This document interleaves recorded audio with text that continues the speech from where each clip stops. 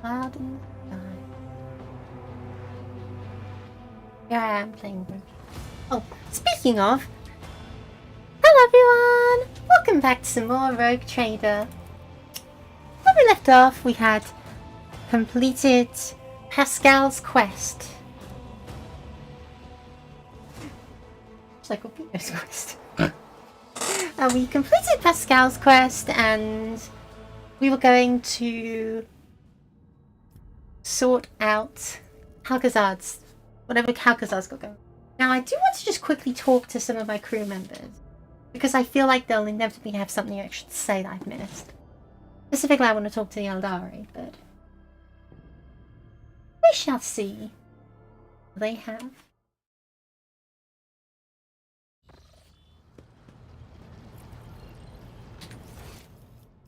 Both of them are located. Eversai has not asked us to do a lot. And that feels suspicious to me, because I feel like I've missed something. Rogue Trader. They're attacked I by... have some recollection. What is it to you? Ask your questions. I will decide You which speak is low worthy of Gothic. an No, you're answer. kind of cannot... It was a punishment. One of my raids was not as successful as it should have been, and Irimaris ordered Tavantius to forcibly implant the knowledge of the repulsive monkey language into my mind. Supposedly so that I could at least benefit the Cabal by coaxing the monkey into their cages. 5 days I spent under a cerebral burner in the Spire's main hall. To the delight of Irimaris' entourage, I dislocated every joint, struggling in agony against my shackles. But I would endure it all again to expel this poison from my head. Are you sure? That's really funny. Then go.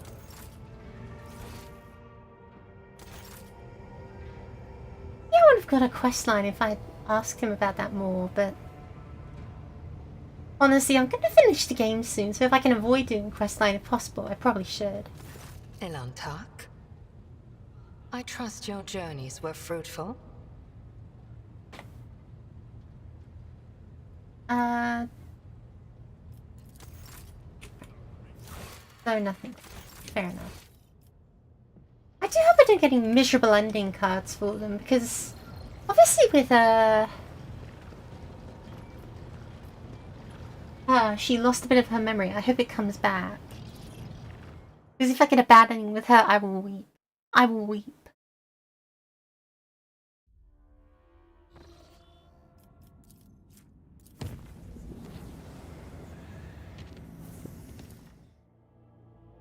If I get a bad ending with Marazai, I don't really care. It's such a shame that I've not developed much of a relationship with Marazai, because he's honestly so funny.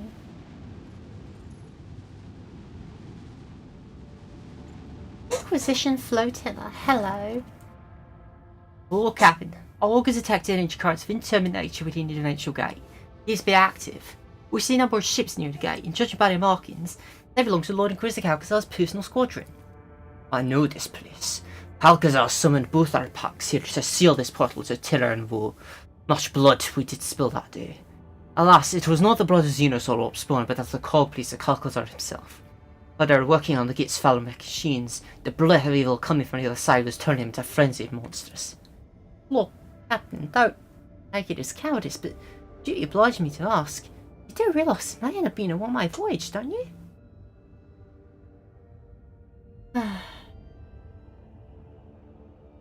Onward. No matter what this journey holds for us, I am ready.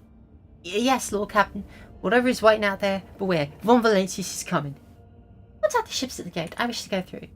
Incoming message. You are in an area declared forbidden. Any attempt to approach the artifact will be considered an act of rebellion against the Emperor. They now be destroyed. Lord Captain, you prefer to send your reply with the help of the Voxaris or the main gun deck? Main gun deck. That's the blessing. Blessed ritual of loading. All decks begin combat preparations. We are giving battle. Good, Lord Captain. Battle stations. Wait, who in the void is that? Some of the enemy ships are breaking formation east. They're regrouping and falling back to parent attack from here. Looks like someone who arrived turns to hand. Enemies scattered. Now's the time to engage. Who's attacking? The August attack ships mark arms out, win the scale. Tactile dire void ships among your arrived out of vessels. Me too shall strike. Friend.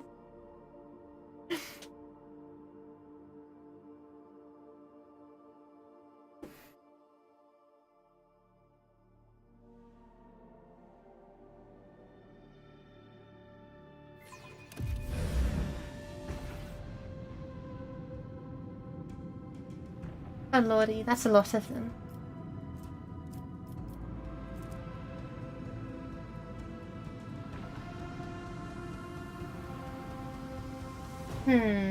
Actually, it's only the 3.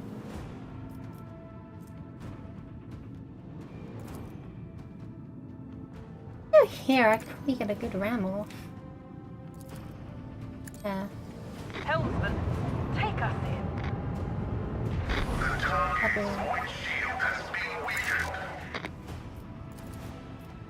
Lance battery, volley.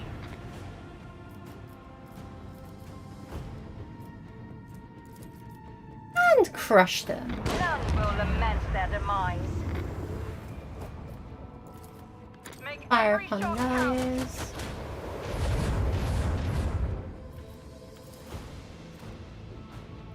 That was foolish.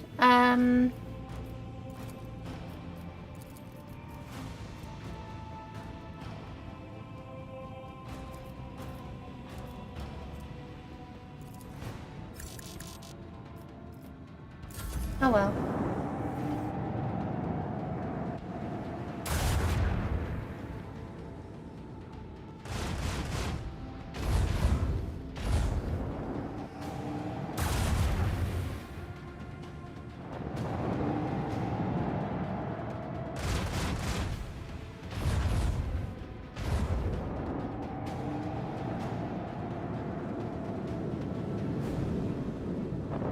It just seemed like a lot because they were right there, but it seems like the allies must have made the battle a whole lot easier.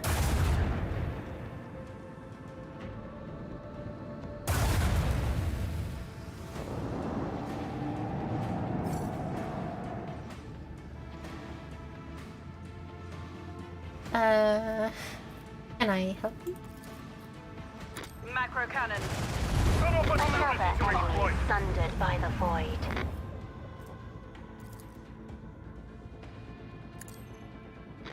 All hands, prepare for acceleration.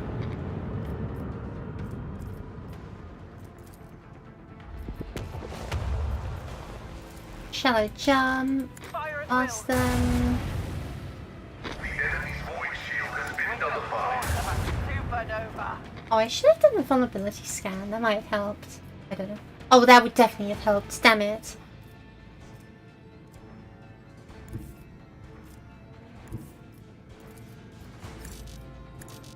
Helmsman, take Whatever. us Pull up and blast them, and maybe that'll be the end of it. That was easy. Display. I am surprised we survived. Well, this is because I rammed into them first turn. Come on, it works. Lord Captain, they have fired boarding torpedoes. Looks like the enemy decided to take us down in a single decisive strike. Let's fend them off in honest combat, braced for impact. I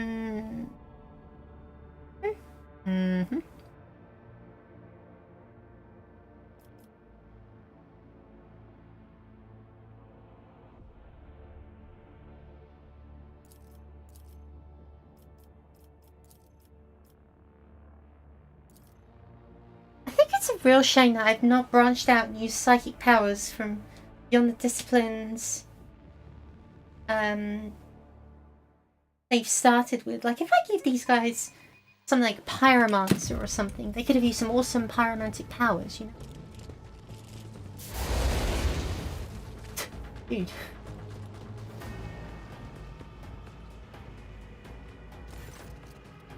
A heavily armoured woman on iTunes sneers, a rogue trader. That's a new notch in my gun stock.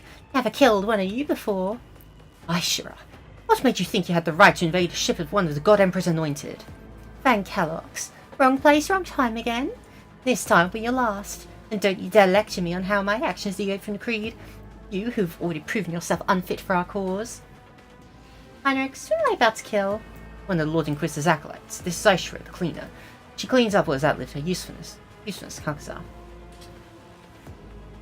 Barging onto my bridge was a big mistake. Yes, it was. I was hoping to blow up your ship's reactor and just send bits of you flying to the void. But I'm going to enjoy this even more if I do it all myself. Challenges make the spoils that much sweeter! Give me strength. Let's see,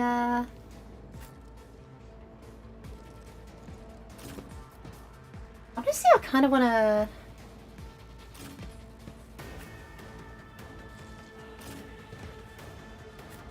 Let me run that up here so she can get some really silly shooting. I'll see to it personally. Okay, hold on.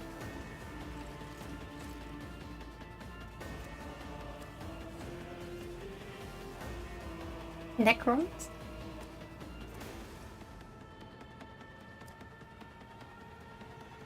Why does that Fiend of Vivo 16 still appear? It confuses It's as me. good as done.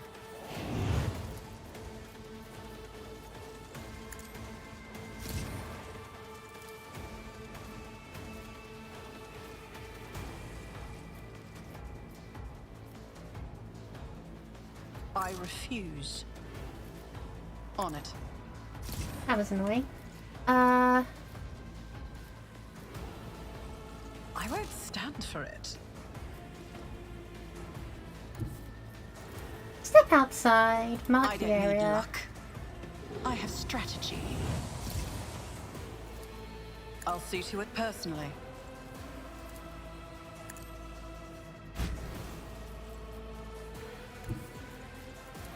Don't let your guard down. And then things If get it serves your cause.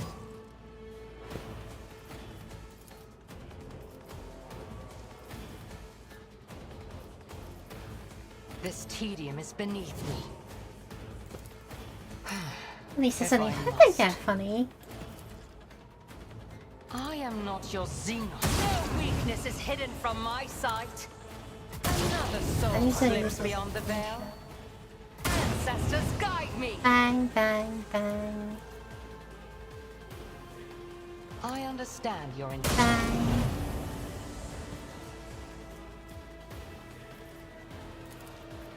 Fall Wild creatures! hunt. I hear you moving. No more. Another soul slips beyond the Yeah, veil. that's typical of If it her. serves your cause, I'll deal death with my hands.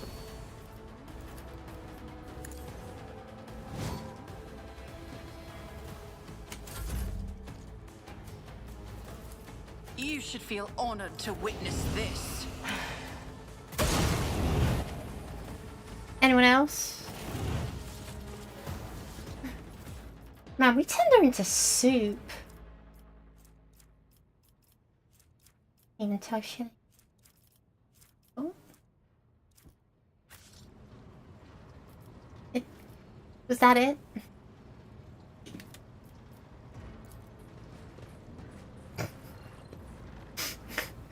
Yeah, I was thinking, I won't bring a deer for once. It's been a while since you've used her electricity.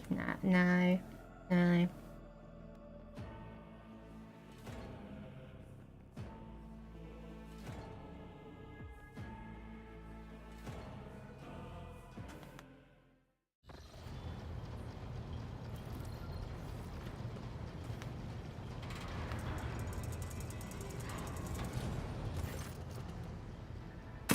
I fucked us some generous Denrock. The enemy has been routed, your leadership. We are receiving a Vox signal that requesting that we admit a convoy of shuttles on board for an audience. The Augurs have confirmed that the shuttles are unarmed and belong to forces that aid us in battle. Wish to welcome these visitors? Who wants to come on board? Rogue Trader, Winterscale, and Xenos. Welcome our visitors and usher them to the bridge. Oh dear, it's the clown.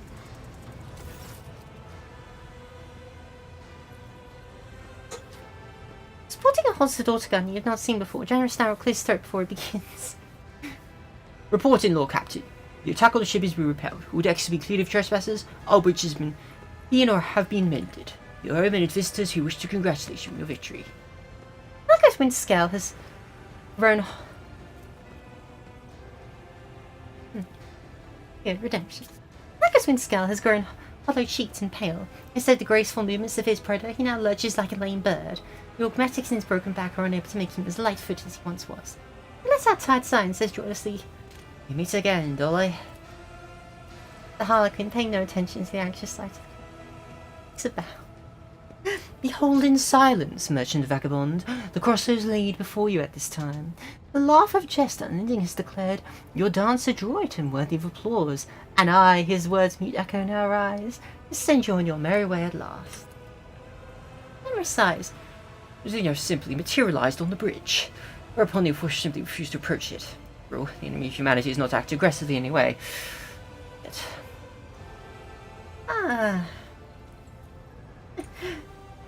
Alagos, I see your wounds could not stop you from paying me a call. It takes more than broken back to fix my bad temper. Why do you cite in fear? Quit playing coy, Dolly. You know very well why. I'm here because I owe you. The last written scales never find themselves in debt for long. Besides, they never like Alcazar. The acknowledgement of me is that speaks to trustworthiness of your intuition. And now that you've decided to take on Lord Inquisitor, I'd much rather align myself with a tried and true ally than someone of dubious repute. What do you mean to do next? Correct my mistakes. Save what's left of my protectorate. Find the world's lost to warp storms. Drive scenes out, weed out the final dawn protectors, and negotiate peace with House Order. The spite with which Kiligo spits out the word peace makes him look like his old self for just a brief moment. Use your new path with care. There are a single step in excruciating pain. I've been very cautious about the paths I choose. Poisonous still colours the contours of Windscale's smile, but the spite has vanished. Not sign of oblivion, or visit is certainly unexpected. The briefest moment I will here abide. The lull between two heartbeats, nothing more. Your deeds have left their mark in memory's halls. A few among your kin have earned a place. The merchant vagabond's grand tales I'll keep, and be the steadfast guard of every page. Oblivion's nocturne will be heard no more. With these words I play my final chord. Farewell is not an ending but a thread that leads you into a new drama's web. Thanks for dropping by. A Harlequin takes off the mask, gives about to reveal what's beneath it. Before you can make out his features, he laughs and vanishes in blue haze. Where the mysterious Inertia stood, his parting gift remained. Hope pendant. At the start of each turn, the wearer gains 15 momentum. Each ally with 50% less wounds. Every spending P grants 2. Whereas Boo is not affected by threatened areas. We have the word dodge and attack opportunity to gain plus 10 momentum. This is ridiculous. I don't know who I'm going to give this to. But I'm thinking Abelard. Possibly. Because, like, think about it, okay? Abelard's whole thing is that whenever he attacks, he gets to move again. So just making him do that a lot would make him hypermobile. Especially when you can, like, use his many self-buffs to keep himself going. So how do I give it to, like, Lord Inquisitor? Oh, it's just, this is just really good, okay? Just don't know the interrogator, what am I talking about? Factotum, put on the state of the ship and the crew. Minor damage to the outer plating in the midship hull and negligible personal losses as a result of offensive action by enemy boarding parties. The key systems are in order. The engineer reports impeccable compliance on the part of the machine spirits. In other words, we are fully combat ready, Lord Captain. I must get underway.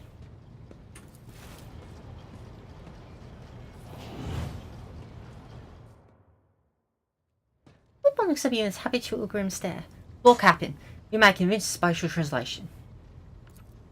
Dozens of pairs of eyes hang in your every gesture, every sigh. Every crew member waits with bated breath lest they miss your decisive word. Start the translation procedure. The ancient gate, long impenetrable for the Rogue Trader, was at last ready to reveal its secrets.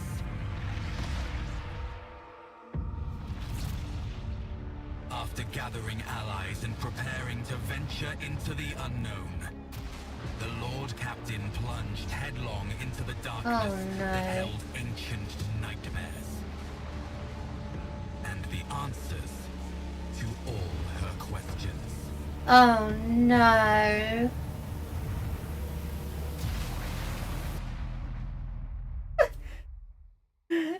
Honestly, I thought it was Drukari because it was a little spiky, but of course it's a Necron gate. It's a bloody croissant. Oh dear. Reservation complete, Lord Captain. Code coordinates unknown and indeterminable. All within the ship's immediate vicinity is a dimensional gate that's gone into passive mode and a large amount of debris. No enemies detected. The little file might be need to be informed that the coordinates of Steam Brothers travel to match location somewhere in these star systems. Everything has a reason. The thread of my brother's words are tied together. I see Black Moon's will and I meet him finally approaching. Let us find him outfitter. Such is our destiny's wish. What happened to the dimensional gate? The engine sees a proposed hypothesis that it's entering some kind of recharge mode. After accumulating enough energy for new translation, it'll activate again. Or at least that's what they want all of us to believe. Badly. What kind of debris? Most of ship carcasses. Judging by the markings, they're part of Lord Inquisitor's fleet and a lot of active patrol force. Damage doesn't look like anything we know of, and where Bruce scattered just about was short. Someone who attacked and destroyed every one of them in a blink of an eye. Someone we never seen out before. What is this place? I can't say, Lordship. These are unfamiliar stars, and the system is not listening to astrogational data. We're on uncharted territory. As you can imagine, I may just point out that expedition equipment has been prepared in advance for the ship, and your retinue has been maintained well and is ready for future forward. The gifts passed to us by esteemed allies from Footfall likewise been inventory prepared for service. Since gifts we received, Imperial Navy officers supplied spare ships, parts, fuel, and everything one might require in a long and perilous expedition. Major Wills are provided with an itemized report and Suite 47s to read it. Excellent. If you should.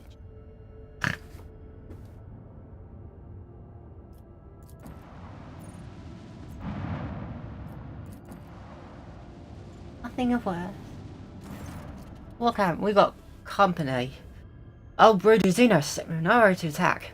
The Vox transmissions, so I get to try and decipher what they're babbling in their language. We just look at these entitled pricks! Oh, Captain, you're not going to believe this. The enemies humanity request. No, they demand to be equipped aboard so they can have words. Not with you, no, they won't talk to their disgraced kinsmen you've taken on your wing. I don't even find us. Look, that's a click. Someone has joined us. Dolly, if the worthless scum wish to see me so badly, I'm willing to lend my ear to their plea and hear what they have to say. You don't think this may be a trap? No, but it's likely to be an invitation to walk into one.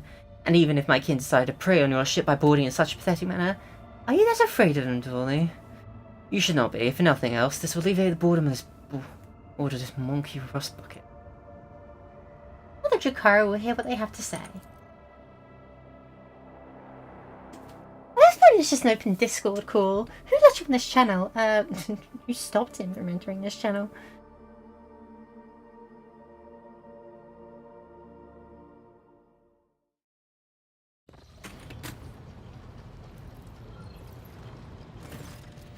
The Xenos in front of you exchange wary glasses and current remarks your loose data cannot capture or comprehend. At last, when the Drukari steps forward and takes off his helmet, his hair is bone white and face marked with tattoos not entirely dissimilar to Mara's eyes. The negotiator bows deeply, not daring to look at your companion. Greetings! Mara's eyes are Dragon of Capital of the Reaving Tempest, Viscerate of Illyridus, Blaze of the Bark Kingdom and Slayer of Caracus the Pale. A smug smile blossoms in Mara's face. Tyrell, your sycophantic skills are not dulled since you lost your mistress. I will have used to you yet. Speak. The Reaving Tempest is dying. The Drukari speaks slowly, carefully choosing words. Since the death of Archon Eurymerus, our territories have been ravaged, our warriors openly attacked. Mercenaries have turned their blades against our Cabalites. The air is rife with rumours that our supreme patrons will allow our spire to be consigned to a bloody reaping. What do you want from me? From a Draken cast down from his post and banished from the ranks of the Reaving Tempest? From a Drukari banned from Comrar itself? We need a leader. We need a symbol of power that led the Cabal to might and prosperity for centuries. The lineage of Azaresh is not yet faded, which means it's destined to return. The Reaving Tempest is calling out to you. Ariel looks over Marasai appraisingly, not even hiding disgust in his gaze and falsity in his voice. Though the surviving scion reeks of desperation and thirst, I denied the luxury of a choice. Arizai narrows his eyes. I would say I accept your offer. What use do I have for the handful of Yukari huddling behind you, Cairo? Answer me, does the Reaving Tempest still live? Or is it a death rattle of the fallen? Carol leans forward. 2 raids managed to hide in the tangle of the webway and are waiting the chosen hour. There are Cabal troops hiding in the bowels of Kamara herself, biding our time.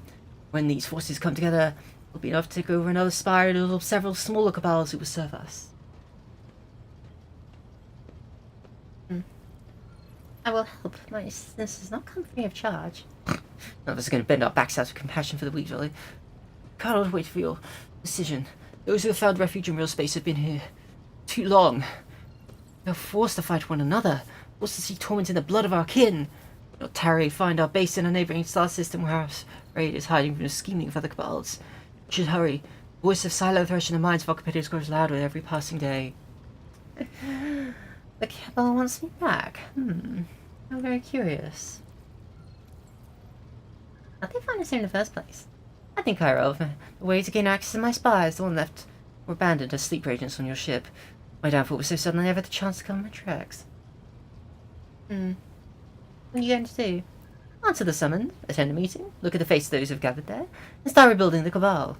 The Reaving Tempest is not dead while I still breathe. Now I'll make the Dark City tremble when we return here in full force. Very well, let's talk to your kin. Excellent. We have the coordinates, we know what to expect. I will sharpen my blades, they will obviously be needed when I reunite from the kin. At least I hope so. You've jumped in an uncharted sector on the edge of the expanse. Once your gate is closed and you're currently cut off from the rest of Chronos expanse, you cannot return to previous systems to chart routes to them. Protectorate management is also unavailable, and you have no way to contact faction trader representatives. There is no way back, and it is pointless to look anywhere but ahead. How about you route to new systems on uncharted sector on the map and go forth to meet new people?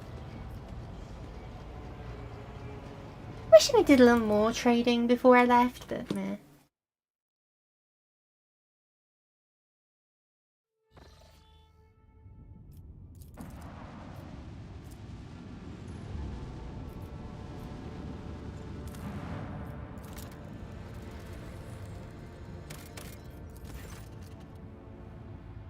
Having scanned the surface of the rocky world, officers report the remains of an exploration camp, which a team of scouts is immediately sent. The scouting party is confused. All the equipment bears the Von Valentius coat of arms, but there is no trace of anyone other than the Rogue Trader's servants. Happened. Scouts find trace of gunfire and field equipment. A single unharmed data crypt is found in one of the cogitators. A group of tech priests successfully decrypt part of the data, including an order to eliminate the exploration team, signed by Theodora Von Valentius. Not far from the camp is a pit full of charged bone and fragments of armor bearing the Rogue Trader's coat of arms. The scout report leaves Abelard with conflicting feelings. Despite his certainty that her ladyship Lady Theodora would not give such an order without very good reason, Abelard's expression is somber, like a missionary who wants faith.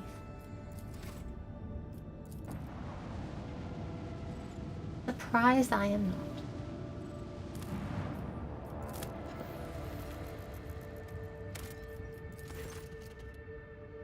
The rocky world is bound in ice and shrouded in a thick fog of dark clouds.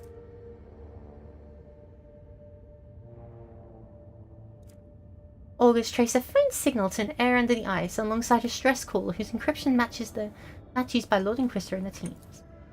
Ex interrogators quickly and effortlessly break the clever code. The transmission goes as follows.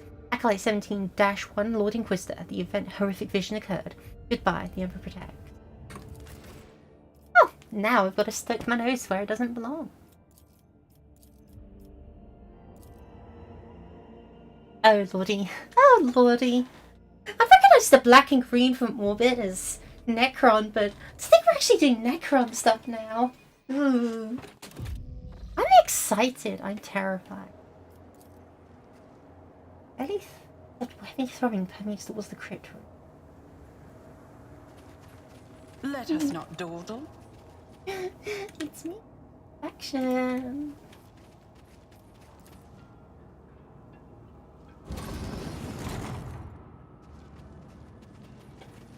That's an awful lot of blood for a Necron crypt. Even rifle runs your sense. I'm going to tremble them together. Memory for longer than a second.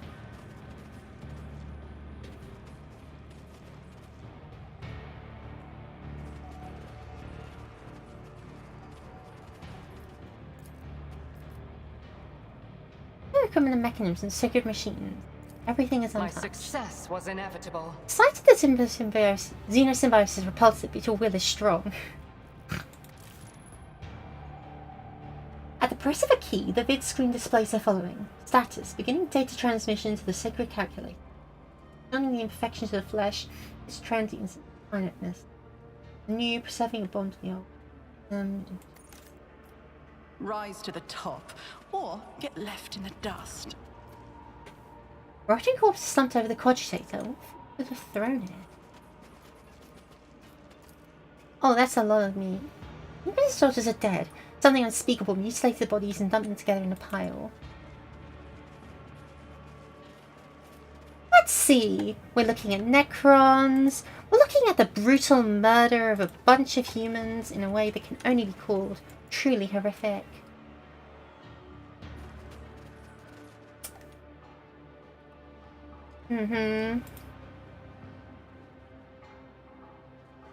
I bet I'm going to click that button and a bunch of Scorpex are going to give me a nice big hug.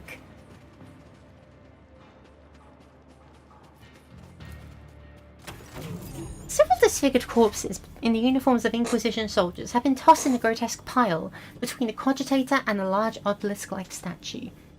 The killers left no trace, but you have the nagging, oppressive feeling that the very walls are watching you. The air, thick with electricity and the heavy stench of rotting flesh, only makes that feeling worse. A message is blinking patient and cogitator's vid screen. Process linguistic analysis, algorithm 547822136. Status waiting data catalog. You've never seen a cryptographic machine as intricate and unorthodox as this one. The numerous sacred seals of algorithmic asceticism suggest that the spirit dwelling within is exceptionally cunning and powerful, privy to forbidden knowledge. Pascal bows reverently to sacred machine and whispers, "This machine spirit is wayward and apprehensive, for it is tormented. Its intricate mind carries many scars from pacifying binary litanies." The tech priest carefully removes the severed human finger from the input panel, whispers an apologetic prayer to the cogitator, and casually tosses the piece of flesh away. The mechanism, having served the Inquisition faithfully, is loath to part with its secrets. One after another, menacing scarlet dots light up on its casing. Scout bounces his head and mutters a prayer, then makes a quick motion with his fingers. Several lights on the cogitator ground's fences crack. "Give me, ancient spirit, you must be pacified." Your ruthless intrusion in the cogitator's memory chambers yields the following message. Prepare for the start of Operation Precious Sentinel. The horrific vision event may come to pass. Orders to abort the research mission and join the contingent on Epitaph. Codes for traversing the minefields are attached. Nice. Priority 0. Contacted Barrier Squadron lost during Dimensional Gate recharging. No confirmation received the gate being sealed. Stay on high alert. The cogitator shrieks indignantly, lighting up with blinding red indicators and letting out a high-frequency howl. A word appearing across the entire width of the vidscreen. Algorithm Mode 2, Intrusion. When the rigor subsides, you realize you hear something else. Someone's heavy footsteps. The vindictive machine spirit triumphantly displays a blinking prophetic message.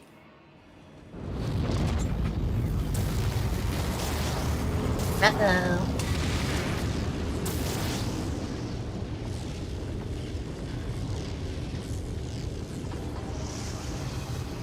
Right-now. I was gonna have to get DLC for this. It's Necrons, baby! Oh boy! Lockheed's Heavy Destroyer! Oh, and it's an amnetic destroyer, so we cannot stand close to each other. Hey, I've got one of those. I don't have two of them though. Ew. Okay. You don't belong in this galaxy! So we are now going to discover the wonderful world of molecular disintegration. They're big, aren't they? They're real big. There's warriors and scarabs there. There's warriors and scarabs there. A scout can deal with one squad, I think. I hope. Irrelet. Okay.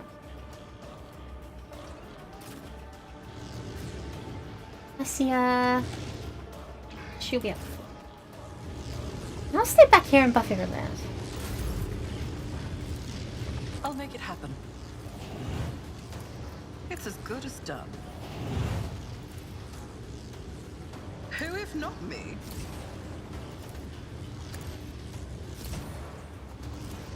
Can I even place this?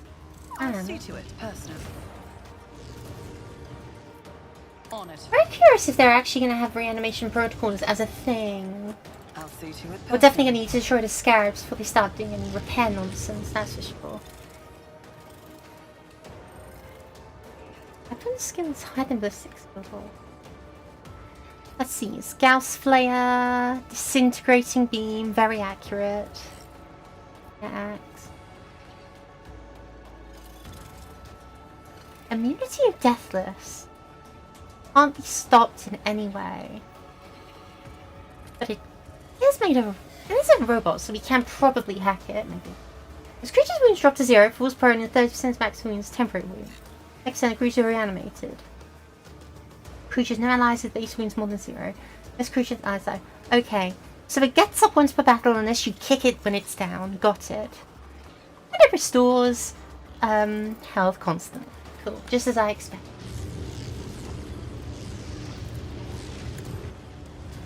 Irilet. Here is the ancient enemy.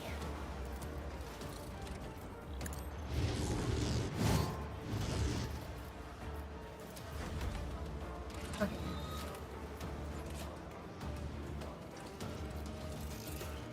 A death mark? Oh. Well, that's just brilliant, isn't it? Not only do we have to deal with the bloody warriors, we got death marks as well. You cannot force me along, Talk. Another soul slips Bang. beyond the veil.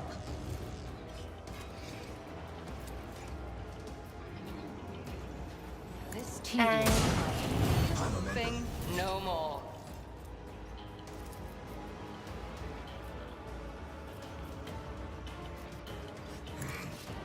Another Bang. soul slips beyond the veil.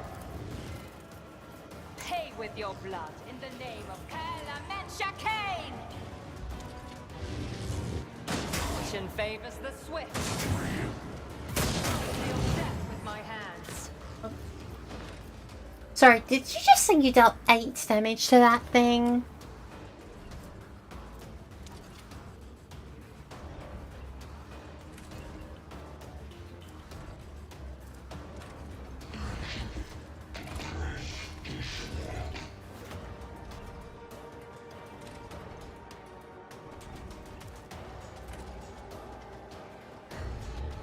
Oh.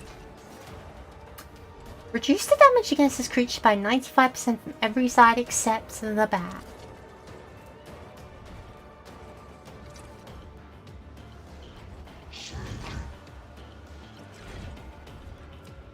And yeah, it's got AoE.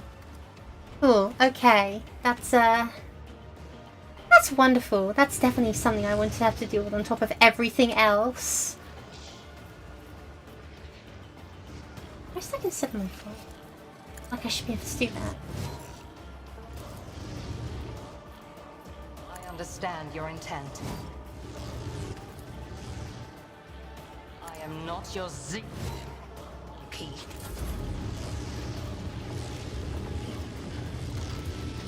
It's as good as done.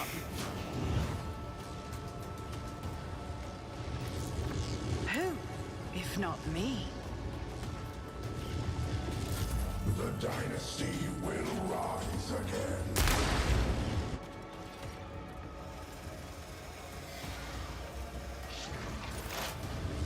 Okay. More shooting time.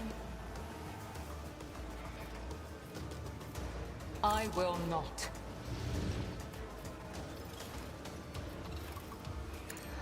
If I must. It's the swift.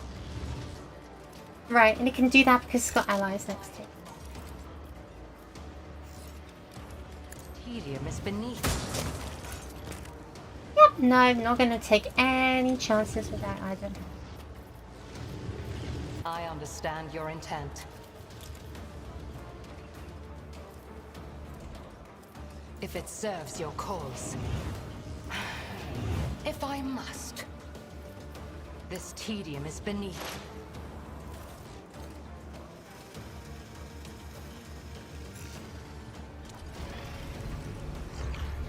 They are so big. They are so big. They are slow because of Necrons, but...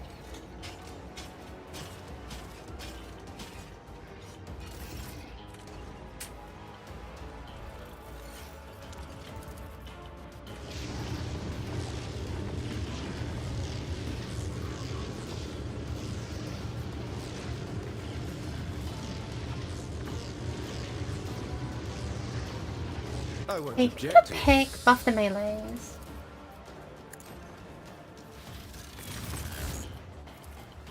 For the throne's glory.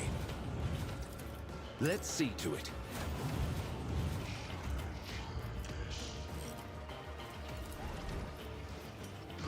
Even enfeeble.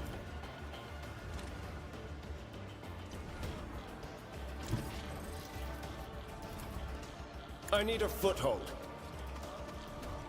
Hydrix, please do this.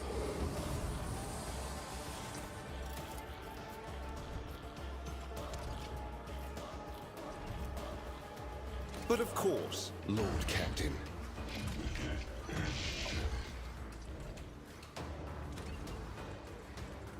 I assume this is the backside. I hope it's... The Emperor is on our side. Doesn't necessarily seem that way right now. I won't object to it. Naturally. Nothing stands against me.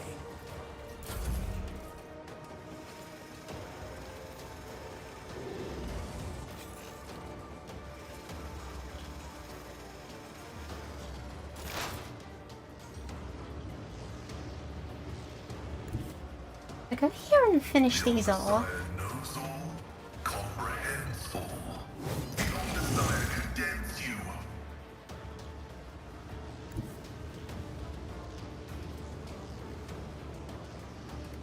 Okay.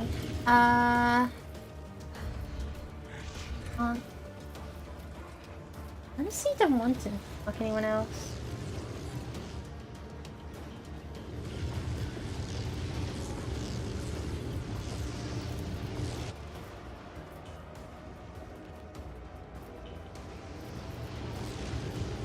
Damn it.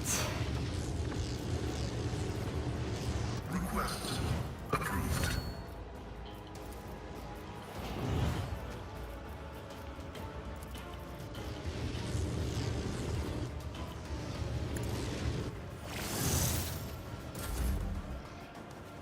Cassia.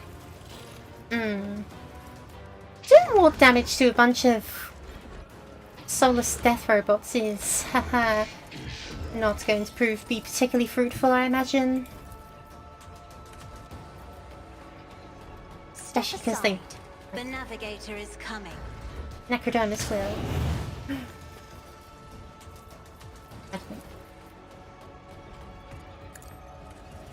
Try to die with grace at least. If I may, Maybe I should warp curse on this thing. I am a navigator, not a servitor.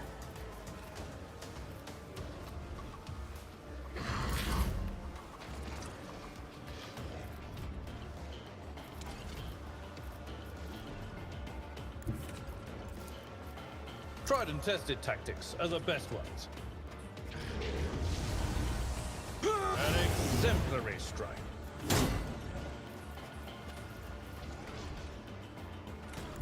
There, now I know that's gonna work. On my knee. Yeah, see? Now that's the damage we're looking for. It will be done.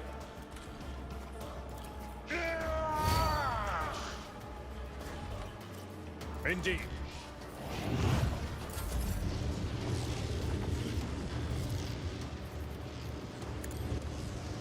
Let Pascal and order him move.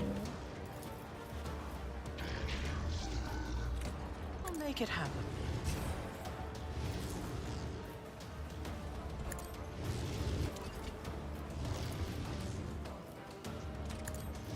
Name someone away. Destroy. On it.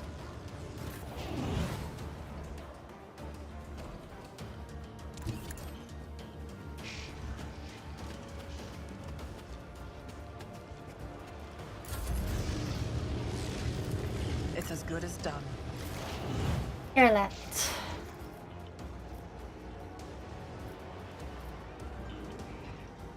What's not this death mark?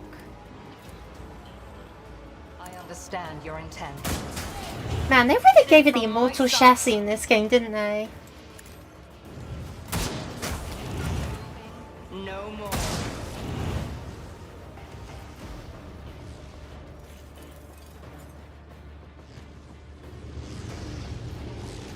So the options she has are the destroyer or the If it scarab. serves your cause.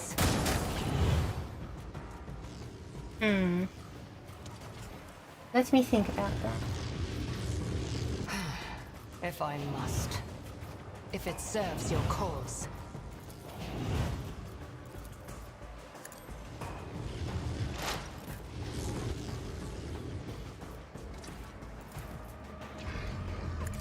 I can give the axe to Abelard, which is awesome. It will be done. Grey hair, sure hand. At your beck and call. Ah, an exemplary strike. I will do my duty.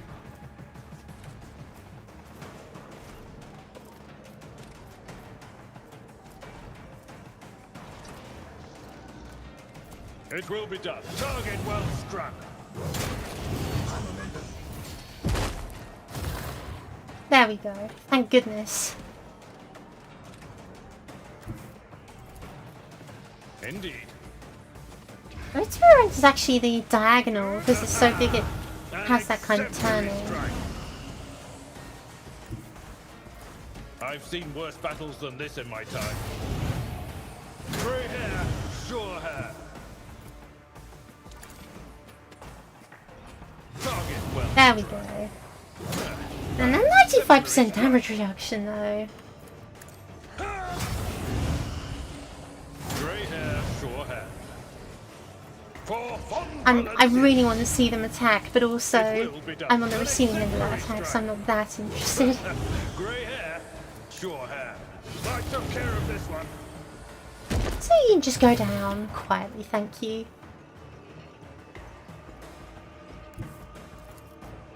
A tactically sound approach. An exemplary strike. Victory is imminent. One fewer target.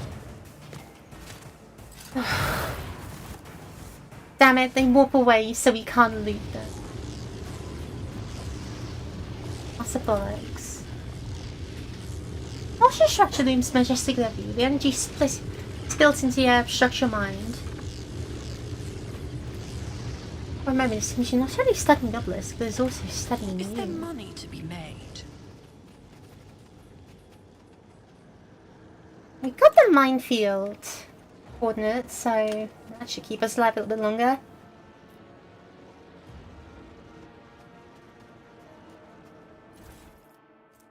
Tesla ring. Wait, Tesla? Like the Immortals? Success is an irrefutable certainty.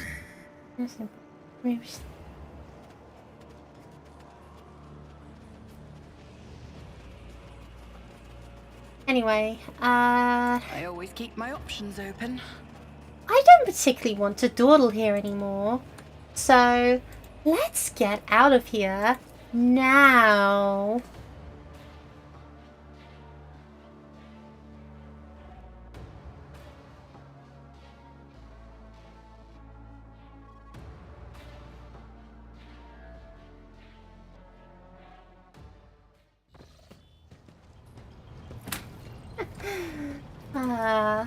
Every encounter with Necrons, and indeed destroyers, ends in one way.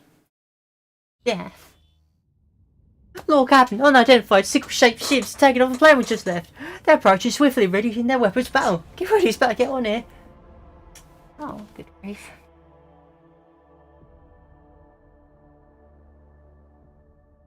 one cryptic was enough to completely shut down a planet. And now I've got entire tomb worlds to deal with. Ay, ay, ay. All hands, prepare for battle stations.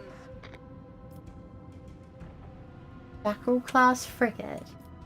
Are we seriously using the Imperium system for this? Oh, what a hack.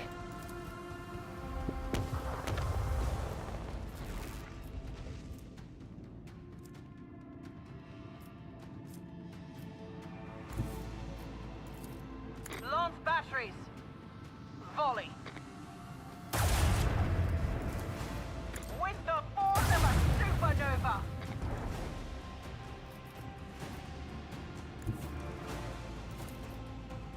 Coordinates set.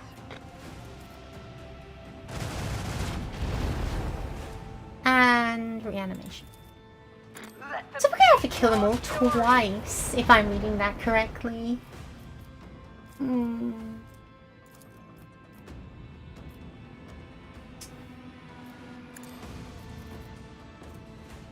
What a good day. What a good day.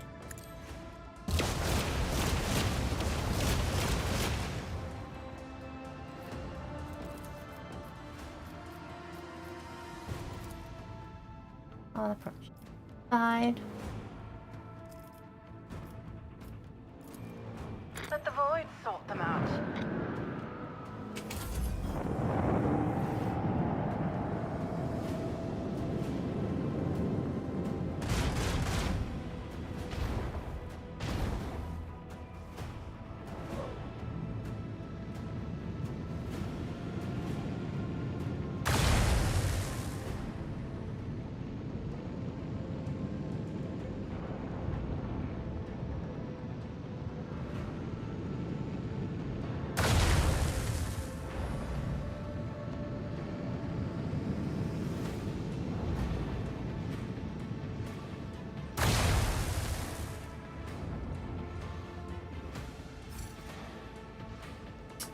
Alright,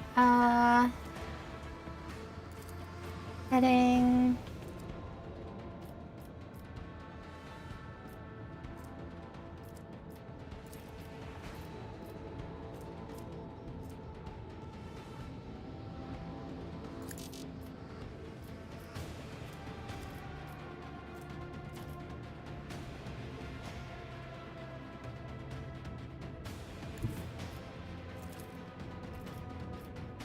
Engage the engines.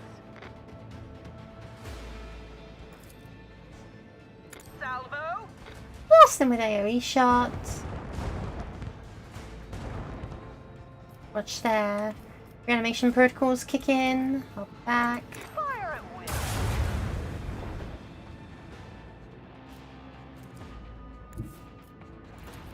Lance batteries. Volley.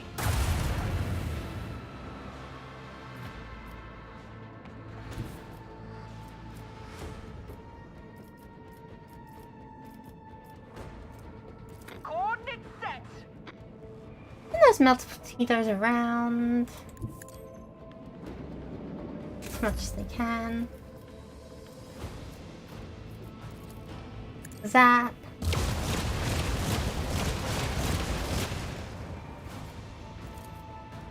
Let. Should we release one ship of every pirate fleet? Oh, that's wonderful.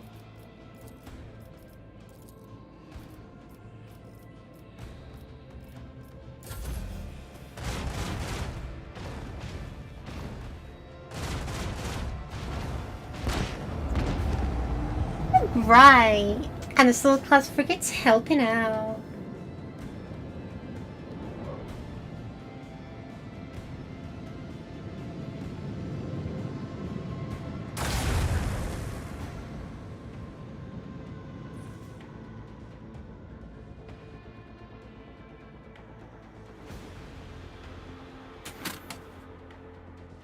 Melt torpedoes, which I've always been really bad at firing those things.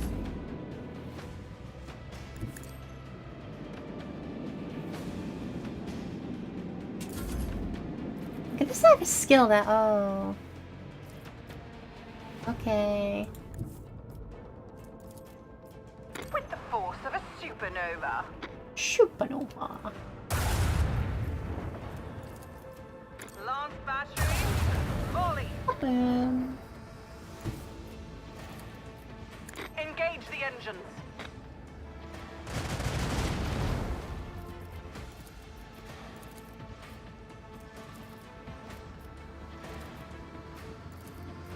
And as always, I forget to do that, and it punishes me for it. I turned around a bit. Electric.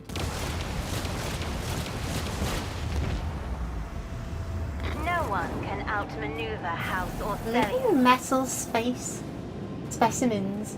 Void Necron troop.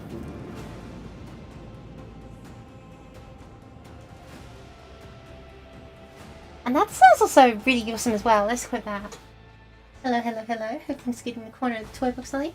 Thank you very much. Hello, Jeb. Yeah, I'd say everything's going pretty nice. Having advanced into the final part of the game, and I'm looking forward to what trouble I'm going to get up to. Oh, Captain, what are those things? They took over the surface of the world you've landed. I've never seen ships like that. Never seen technologies either. We fished a trophy out of the void, a relatively intact fragment of rare considering your engines is. And just in case, we've isolated a compartment where we're performing the compression energies. We really know nothing about this enemy. Nothing but tales and rumours.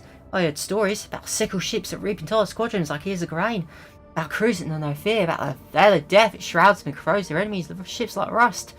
Those stories aren't worth a Groxaurus though, because they always say no one knows fighting captain those sickened ships. If that were true, there would be anyone around to tell us stories, would there? Oh, the Okia Dolly. That's what our legends call those decrepit relics. Those walking corpses that supposedly existed even before our time. However, they are far too real to be dismissed as mere legend, and so their cradle is in this part of the galaxy. Roving Tempest scouts have been reporting encounters with them in real space, and it bodes no good that the Okia have awakened from their sleep and are attacking anything in sight. The Okia are lifeless shells. They feel no fear, no doubt. Nothing at all, in fact. Not even pain or suffering, which makes them unpleasantly dull prey. I doubt that we have seen the last of them, so keep your servants on alert, and do not ever think of underestimating the Okia in combat. I've seen with my own eyes what their Gauss weapons are capable of.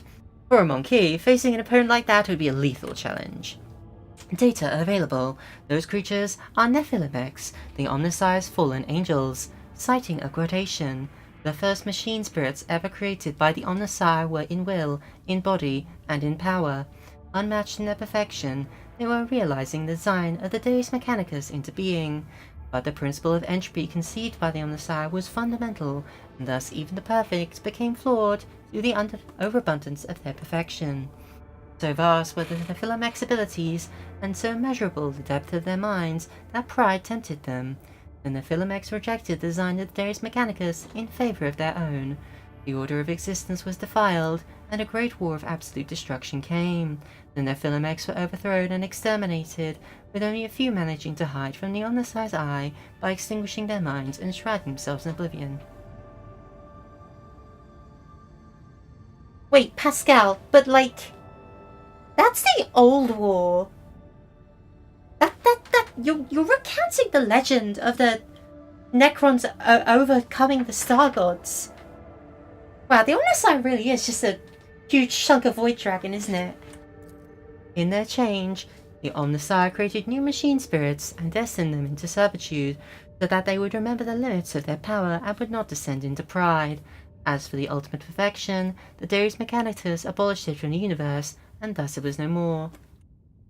Research times in a Rogue Trader's private library. Perhaps give us insight on these. An hour's long silence follows as your order is executed. Last thought come to life. Your lightship, the Carter artifacts, claims to have found a mention of Xenos similar to the ones we've encountered. The manuscript refers to them as Necrons.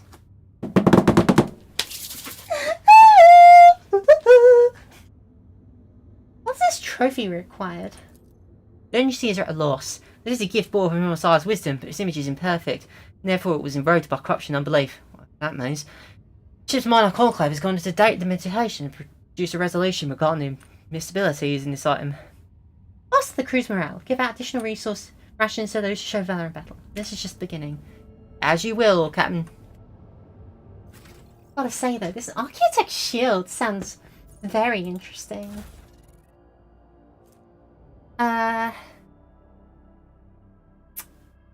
Changing kinetic attacks into blast attacks. Honestly, we are not going to be encountering many kinetic attacks in this section of the game. I can tell. You know, you can just tell.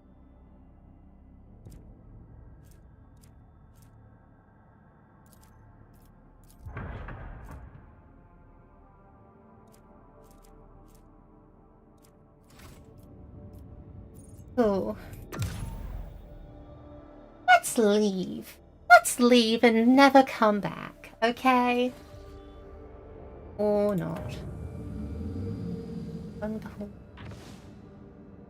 Oh, joy. Some of these don't even have full names. It's impossible to get back. We can totally... Oh, a big green fart cloud stopping us.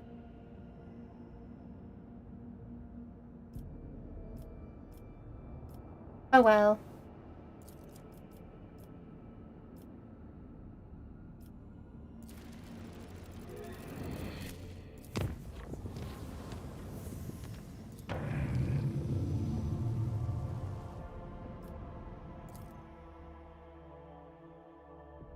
And yes, I am going to use up my Navigator's Insight because it is the final area of the game.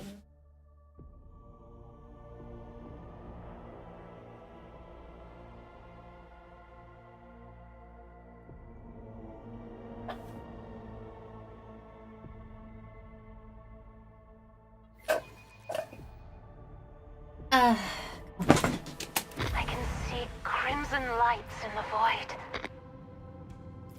Oh.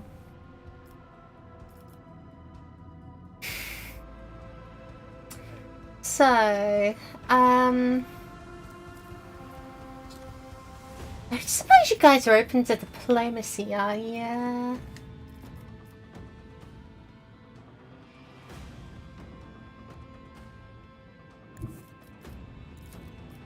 Fire at will.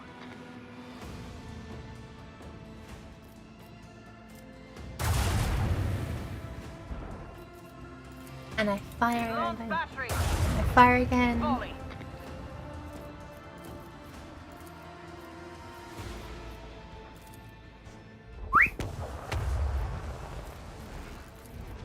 Macro Oh, but I cannon. can fire these. That's Open nice. fire. Very good. Yeah, and I'm forgetting to do this. Oh, it wouldn't have mattered. Torpedoes away.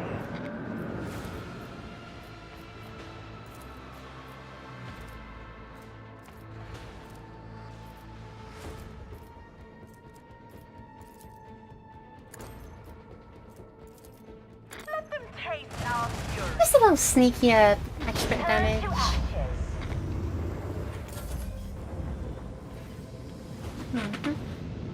Wait for everyone to move, which will no doubt take 20 minutes.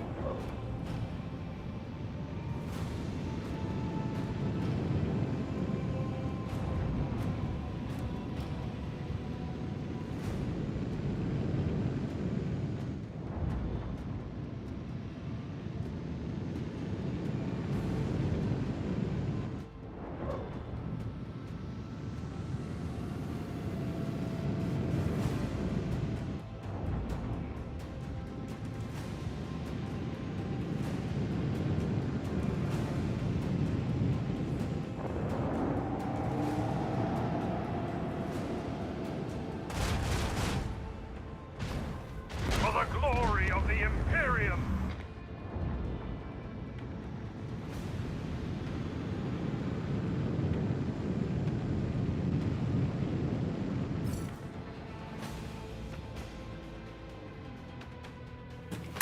Oh, they're all dead. Cool.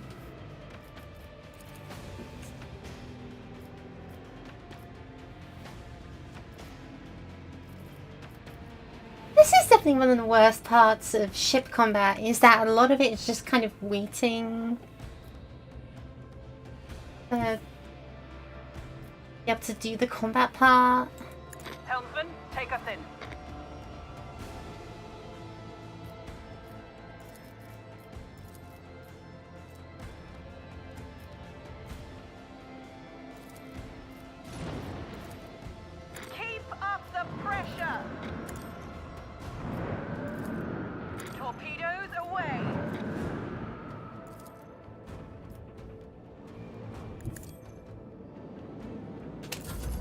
Yeah, I'm pretty dead. Sit back and watch them all move in.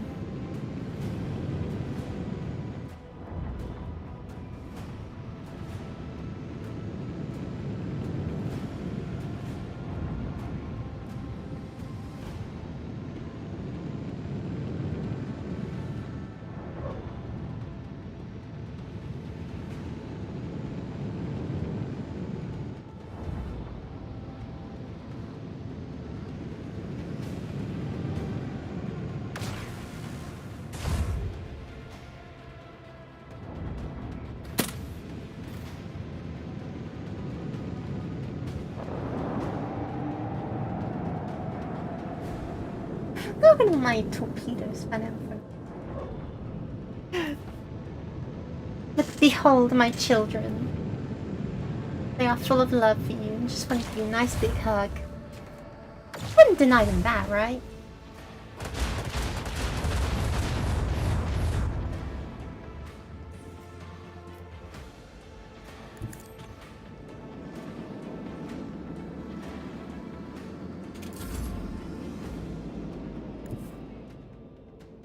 There's an location I can go that hits them both.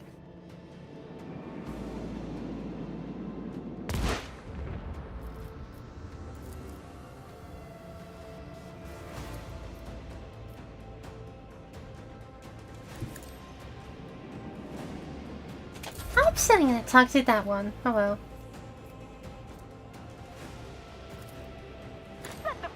I shall fire even more torpedoes.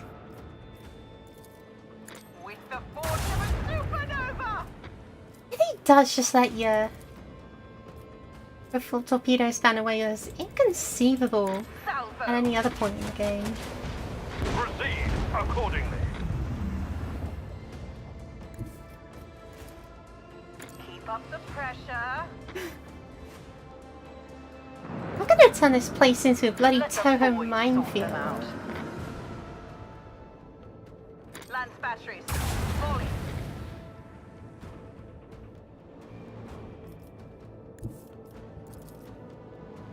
Engage the engines. Kaboom.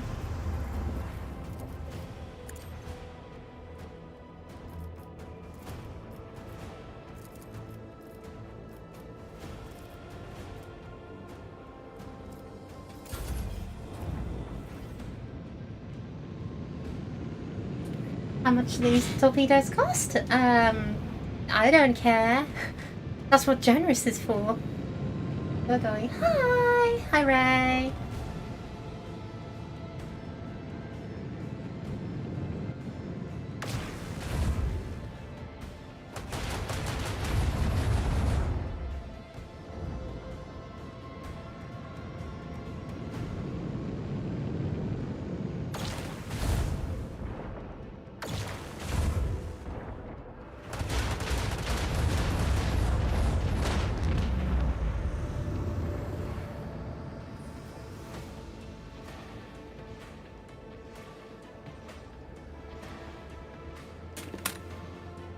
Boy, it's time.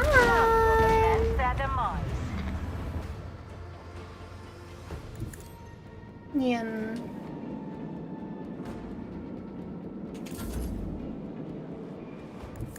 Yum.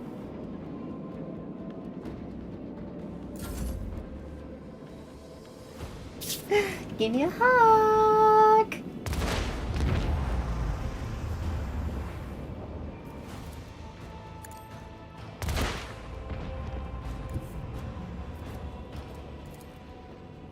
Oh, forgot that was the thing. Oh well.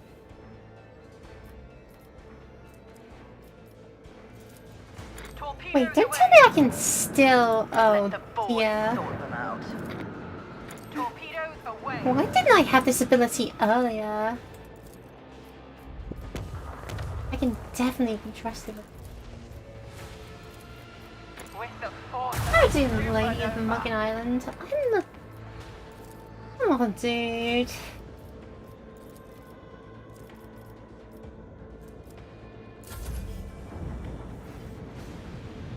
Look, some speedos. I know, right? It's amazing. I feel like a proud mother right now. Which is weird, because I would never be a proud mother. I'd be a really, really horrible mother. Another victory for the Von Valancius dynasty.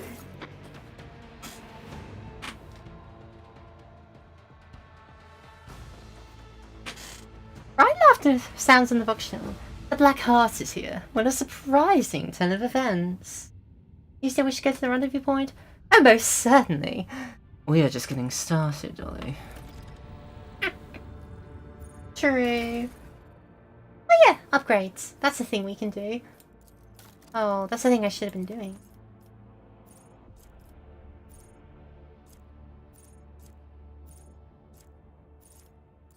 Improved RAM will probably just straight up one-shot most ships we encounter.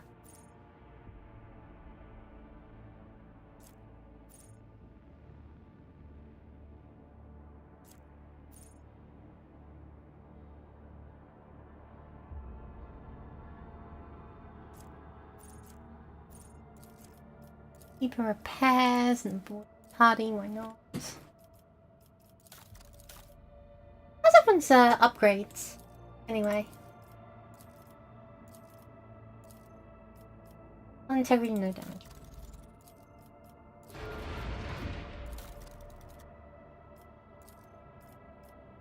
Torpedo.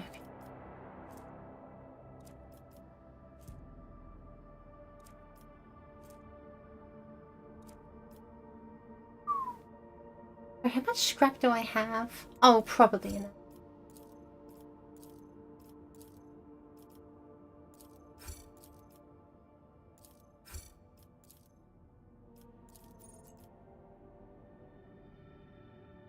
What a shame that they don't let me use upgrade Imperium Storm. What a shame, because I can be trusted with that I can.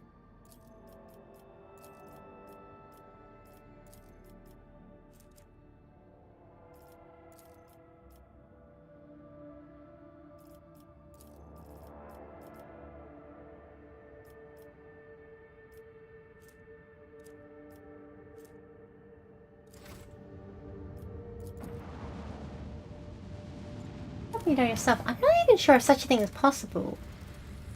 No, it is possible. It just requires an awful lot of conscious effort for something that's a bad idea.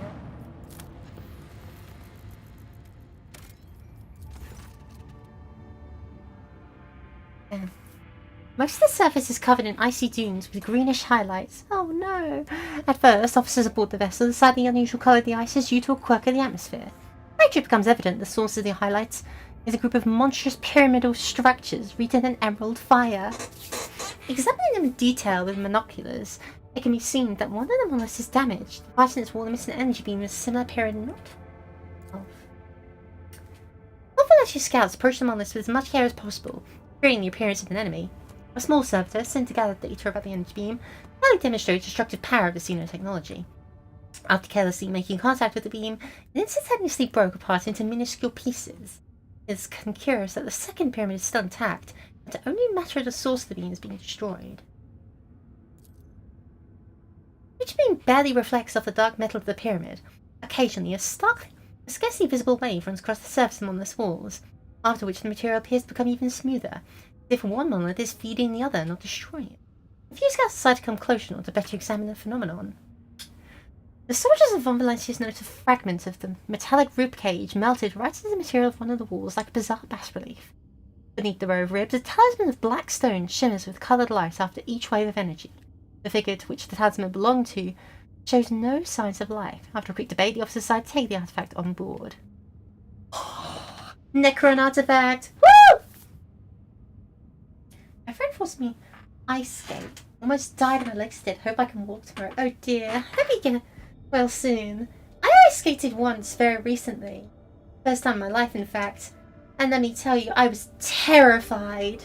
I just have no confidence in letting go and letting myself slide on ice. So it's mostly just was me standing around like Bambi.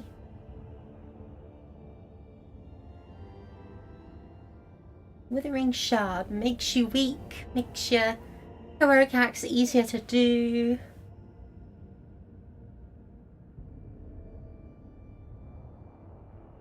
And you're a heretic if you hold it. Well, well, well. That's entertaining, isn't it?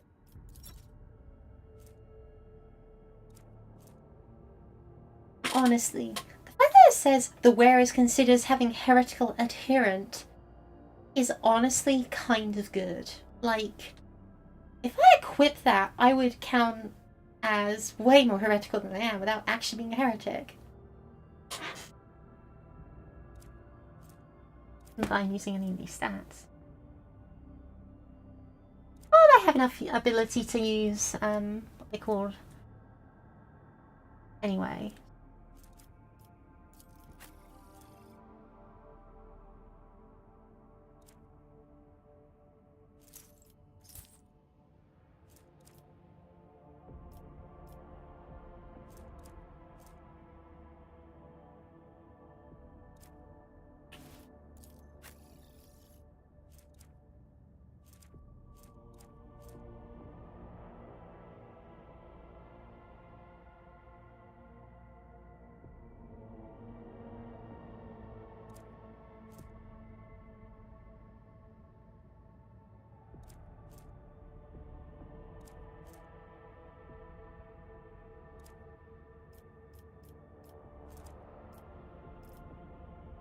Nice and scary, yeah.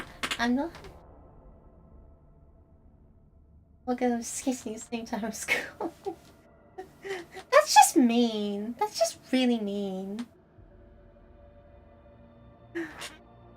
Sorry I had to go through that.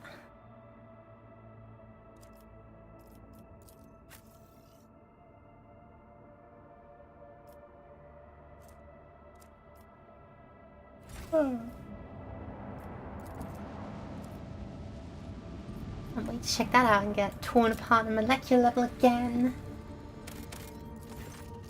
Confusion reigns among the void ship's auger operators. The unidentified find a mission keeps disappearing and reappearing on their scanners. At first, it seems the sandstorms this, hiding the source of the radiation. A team of explorers easily overcomes these storms and begins studying the surface. As their accounts suggest, the planet remains littered with broken and mangled ruins of Xenos origin. Insect-like constructs flicker among the ruins, like static on a malfunctioning cogitator. Their black metallic bodies are equipped with grappling blades, which bring to mind the spindly legs of spiders. With each current, the devices look more and more distorted, bent, and sometimes even appear directly in the remnants of walls that overlap each other. The only stable thing in this structure is the deep hole with a melted rock in its center. Whatever purpose this structure served for the Xenos, the meteorite destroyed it long before the arrival of the Rogue Trader. Egos Hardeman volunteers to lead the observation team. His passion for the Xenos' devices borders on heresy, and he takes a long time after his return to report to Lord Captain. Later, Pascal Missy is discouraged by the gap between the scientific accomplishments of the Xenos and the capabilities of modern tech priests. Yeah, I'd certainly imagine. Kitty something good. Kitty makes everything better.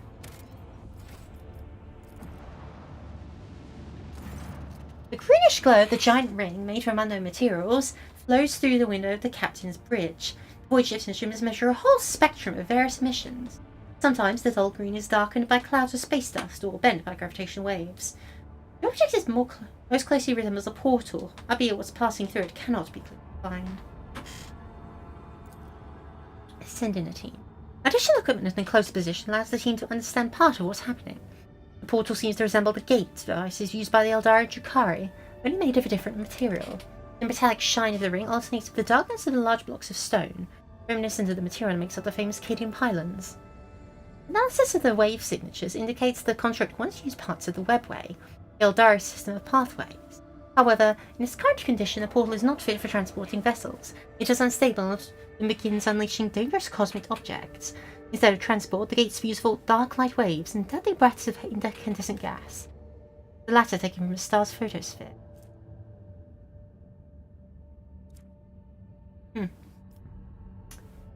Interesting.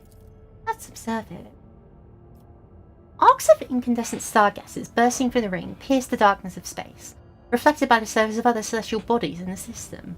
At times, dark light waves bend the edges of the portal, but they are quickly restored thanks to the enigmatic flowing metal.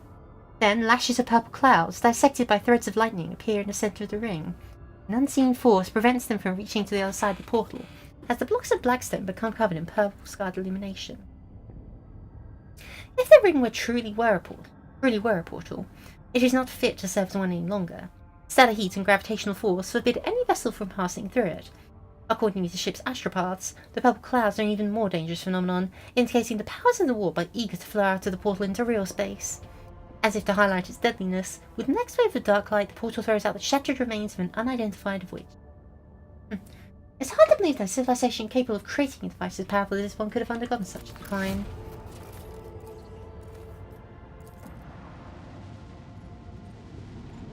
Dogs would have active some this time in 1970. Very valid. I love a dog, but I think I train it to be a service animal most of the time. Oh, yes, Marizai. Sure, yeah. Go. Oh, let's take Ulfar. He'll say something. You know what, you should play Stray. Stray has been on my Steam wishlist for a while. I have been a little interested. It kind of just looks like a nothing burger kind of game, if I'm going to be honest, like a walking simulator, but also, I mean, I'm playing a talking simulator right now, so what ground do I have to stand on there?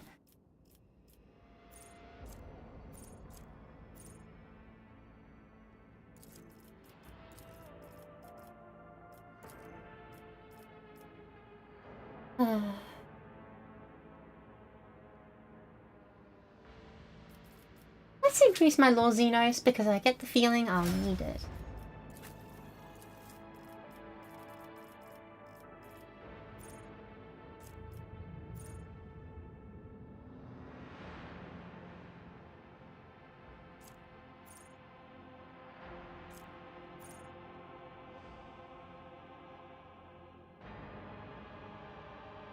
Sure, +1 damage, that's good.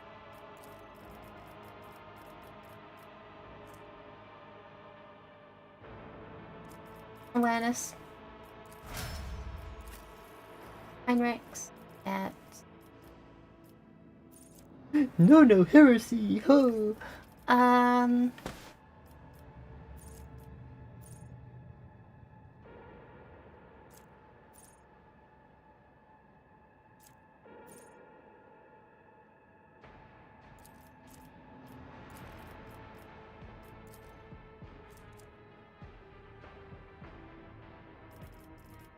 I'll give you some more Law Xenos.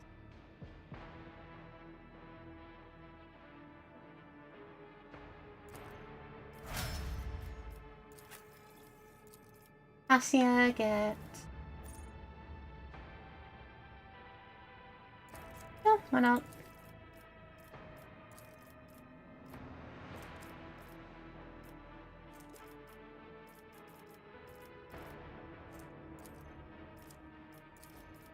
Well, why not? I'm gonna ask, why did this rogue handling narrator end up so fun? Can you give an example?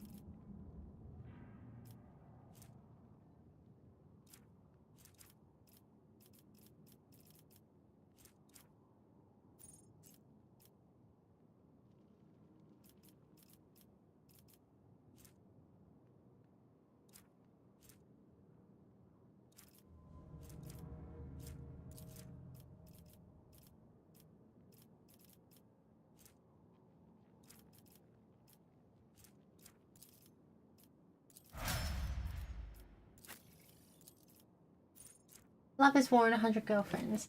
Okay, I've not watched either of those in any language. I've read a bit of 100 Girlfriends.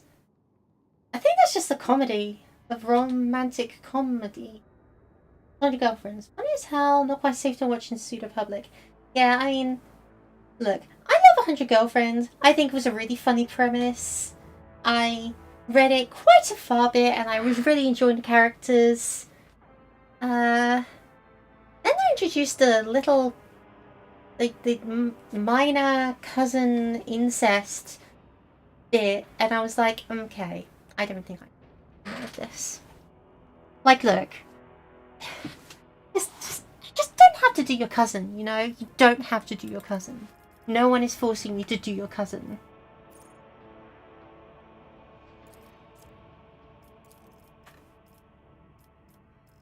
Why do they not understand this?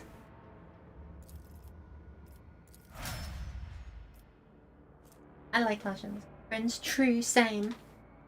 So, you know that girl with the big round glasses and the twin tails? She's really small. I think she has freckles.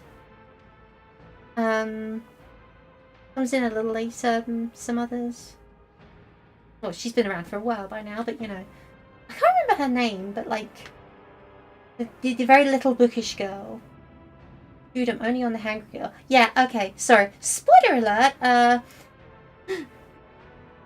he gets with his cousin, and it's not even a case of like adopted. I think they just tried his half cousin or something, and they like, is it adopted or is it half cousin? I don't know. The point is, it's his cousin, and she's also like not a teenager yet, I think. And they're just like, oh yeah, no, this is a thing we have to deal with now. And I'm just like,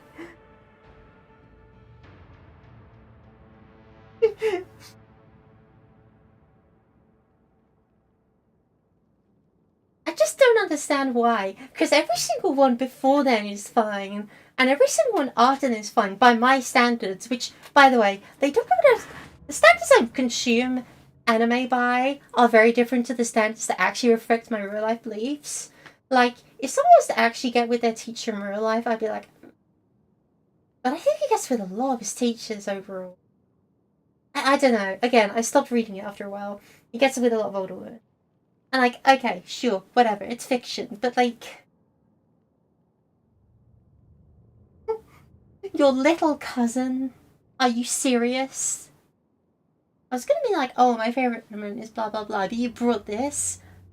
I'm just saying, like, I can't remember who my favorite was. I definitely had like several ones. I was like, oh, this one's my favorite. This one's my favorite.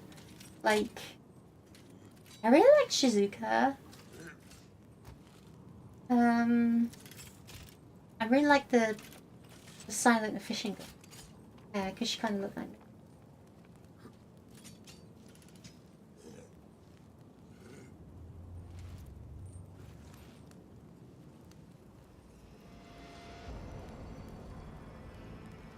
Shizuka's great. Shizuka's adorable. I honestly thought she had a very different hair color than what was depicted in the anime. Honestly, the hair color of characters in the anime has consistently thrown me off. Because if you were to ask me to color in their hairstyles, I would give them very different colors. Like, what does Shizuka have? I forget, actually. Let me look this up. 100 girlfriends.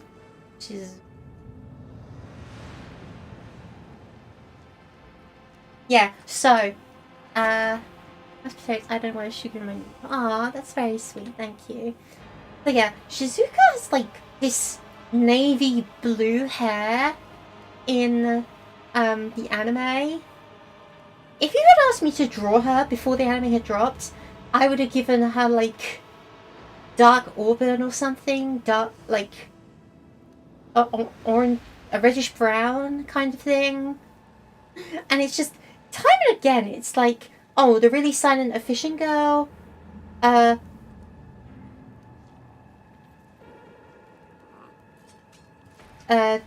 She has slightly off purple hair. She has like McQueen colored hair. I would have made her a blonde.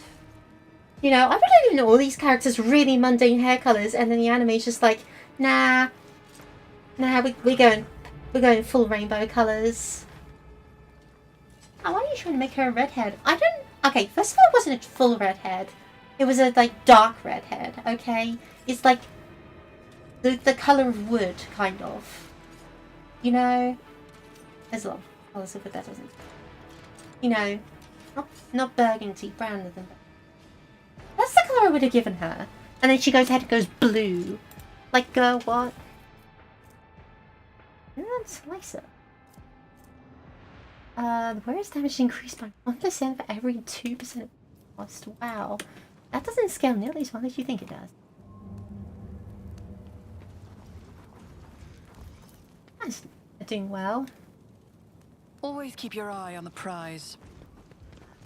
My warp sight reveals something.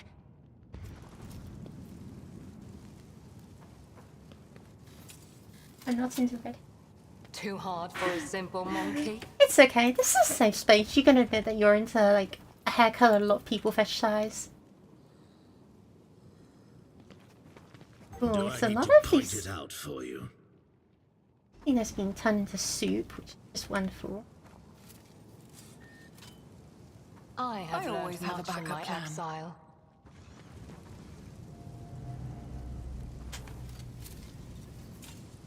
My success was inevitable. The convulsing Xenos is dressed in reeking Tempest armor that's been pierced by weapons in several places. The dying warrior raises his head and stares at you. He sees Marazan and opens his bloody mouth wide. You, refuse of the arena.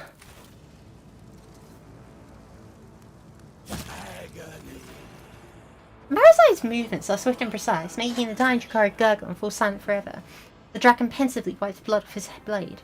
He must be taught to worship me anew.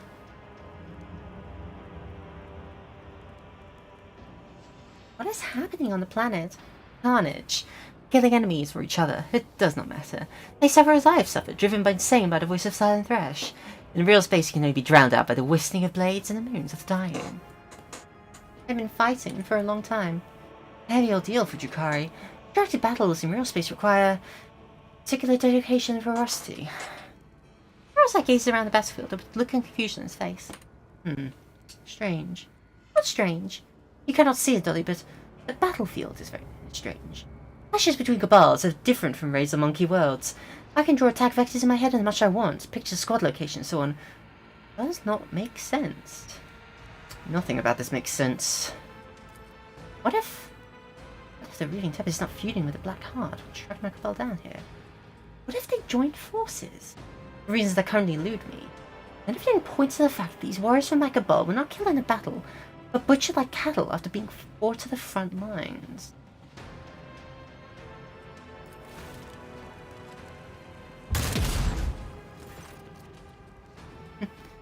Enough fun yet? Time for us to go. Keep my weapons in sheath for too long. Also, now that I've got that perk, which means he does extra attacks, I'm gonna give him a dual blade setup. He's already got a dark lance gun anyway.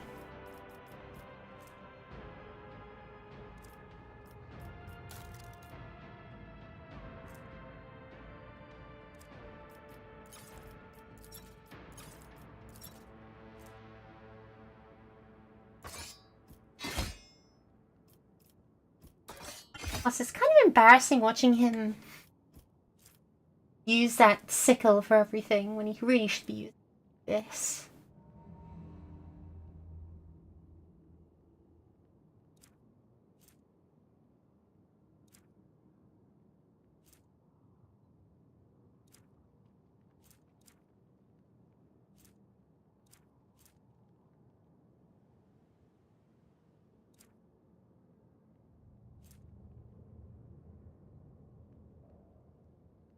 Sure, why not? That's good enough.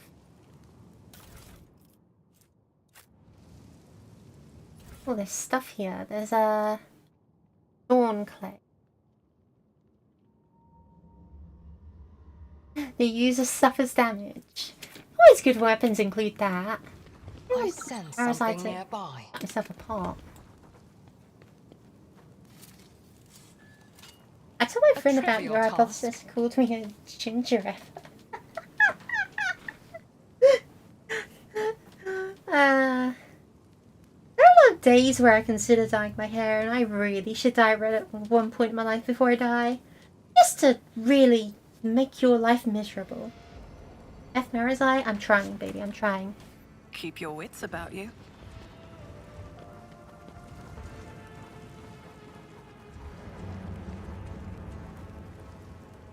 boy. Drakari look foreign against the background of the gorge. Long black figures that brandish their weapons when you approach. An angry whisper runs through the ranks of Xenos. It seems they can barely restrain themselves from lunging at you. Marazion, says the unkind, rumbling with contemptuous laughter. Excellent. I expected nothing less. Do you hear how much anger my mere appearance provokes? Oh, how I will cherish this lord. You know the Xenos in the split golden mask. The figure who presided over your fake Inquisitorial trial emerges from the haze of anguished memory, shrouded in the parasite-induced gloom. Nazraki. Archon of the Black Heart, in the flesh. What a surprise.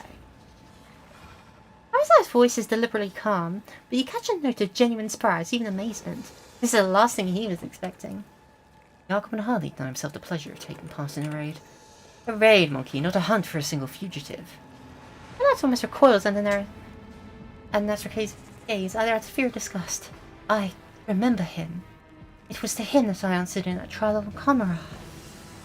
She trails off and grimaces in anger. You came, you foolish whelp. The mere sound of Nazraka's voice gives you an itchy feeling in your head where the brain-eating maggot once nestled. Cariel was not lying when he claimed you would be stupid enough or brazen enough to show yourself before the Wreathing Tempest again. Or rather, before the new ranks of the Black Heart.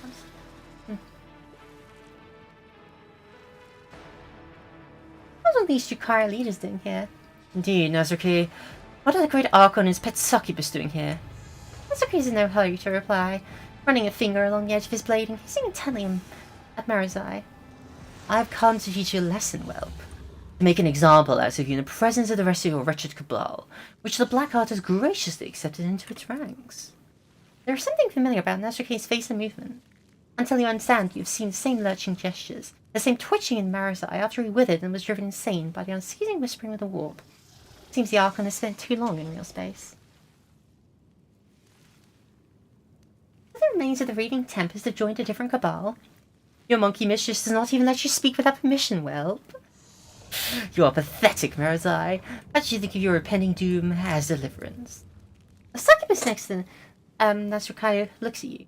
The Azarash betrayed and offended their cabal. One by her weakness and irreverence, the other by his pathetic performance in the Obsidian Court and an alliance with the monkey. To call oneself at the Wreathing Tempest these days is to be dishonoured. Its former members may pass into death or into servitude to a different master. Archon Nazraki granted his favour to the scum who once served the Azarash. I gave them the privilege of joining the Black Heart, the greatest cabal of glorious Kamara, but only if they tracked down and brought back the last surviving member of the former Archon's line, the last living Azarash. Your former warriors have done their part, though not without assistance from the witches of Fatal Thirst, but that is no reason to deny them credit.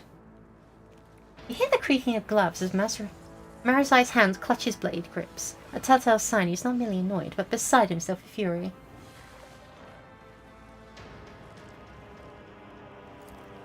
Marazi's face is a complex mask of emotions, rage, astonishment and realization. He begins to speak, his voice unusually hoarse and quiet, the words meant only for Nazraki's ears. You were not planning to overthrow Iramis. You did not plan to make me the new Archon of the Wreathing Tempest. From the beginning, you only wanted to destroy my cabal. The Wreathing Tempest. Such a grand name for a pile of rubbish led by a haughty witch. The snivelling wretch thought she could bend the laws of Kamara to extract the cabal from the protection of the Black Heart. No one rejects our favour without consequence. I just begun planning raids on the Spire, and who should come to me? You, the Cabal's Draken, who long to regain the favour of the Black Heart.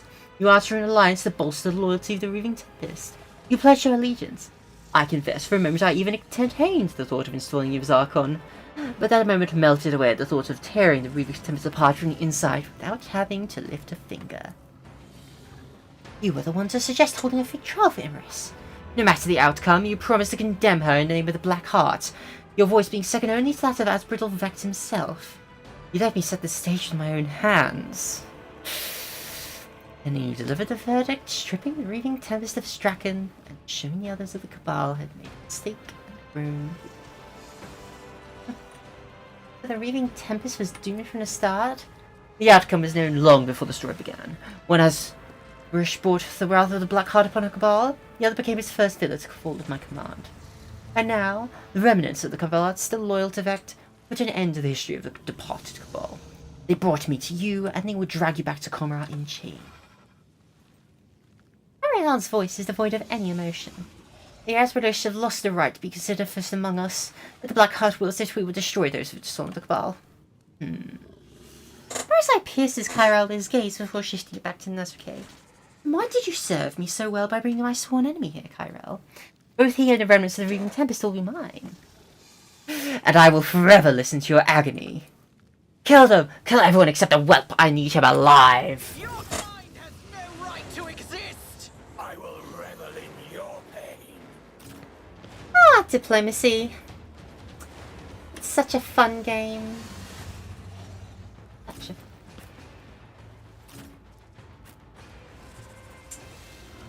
Heinrichs and... Asia... Yeah, when... Yeah.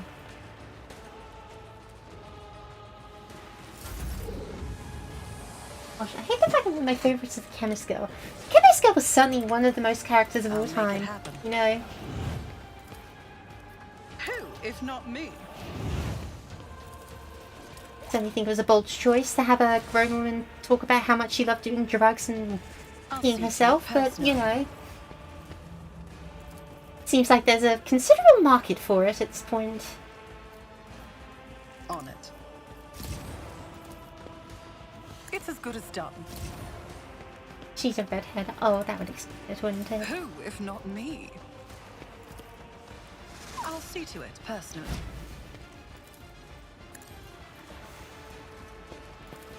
I'll make it happen. I am not your Xenos pet, monkey.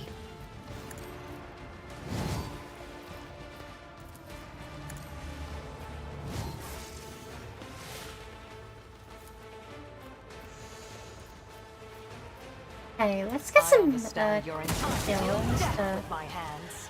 Ancestors guide me. This tedium has been And slips beyond the veil. If it serves your cause. Girl, why did you miss? Fall, creatures! No weakness is hidden from my sight. My Ancestors guide me. Gosh, I love having a weapon with this much over penetration. So funny.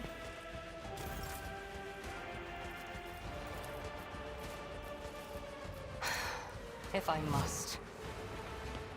I was like, oh, she does tests on herself like Mamo. Oh, she's in die. She is a grown woman. I just need to point it out, like... She's very much Not your Xenos pet, monkey. an adult. Not that that's ever sought any of these girlfriends before, mind you.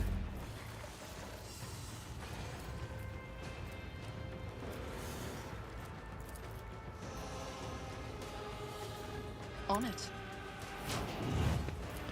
Who, if not me? And fire, and I miss.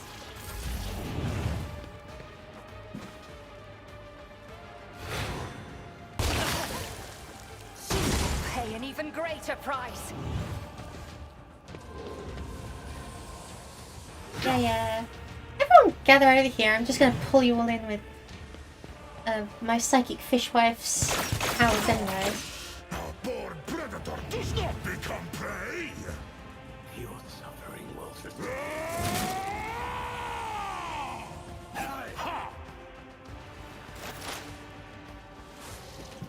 Cool. What's a move? You cannot Can't shoot force me, point blank. Elantok. Oh, she still gets shooting in this situation? Okay, cool, do that.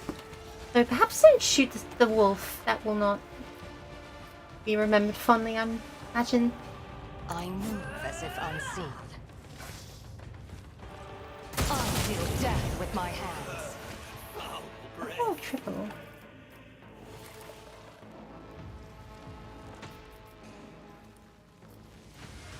Claim the bounty. I hear you moving. No more. I'm actually single because the god I love was watching a TV show. Couldn't be me. I am the TV show.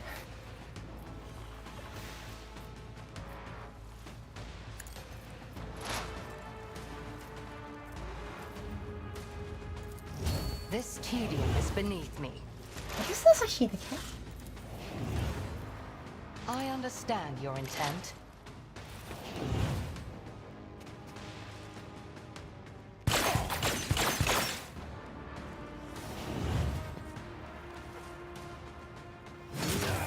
Skidya! My Karamite hide is strong! Haha. Like I was saying, everyone moves to here now. Let me educate you on the art of pain.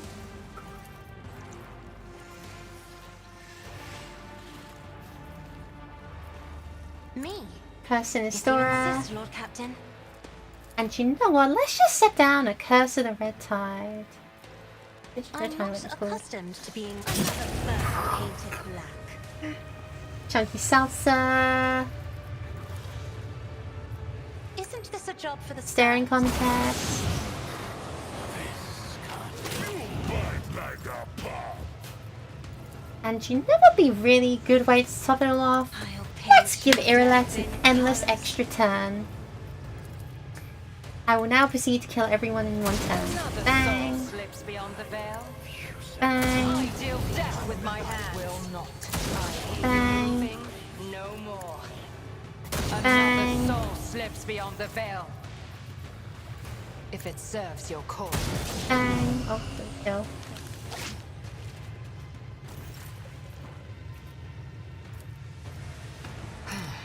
Bang.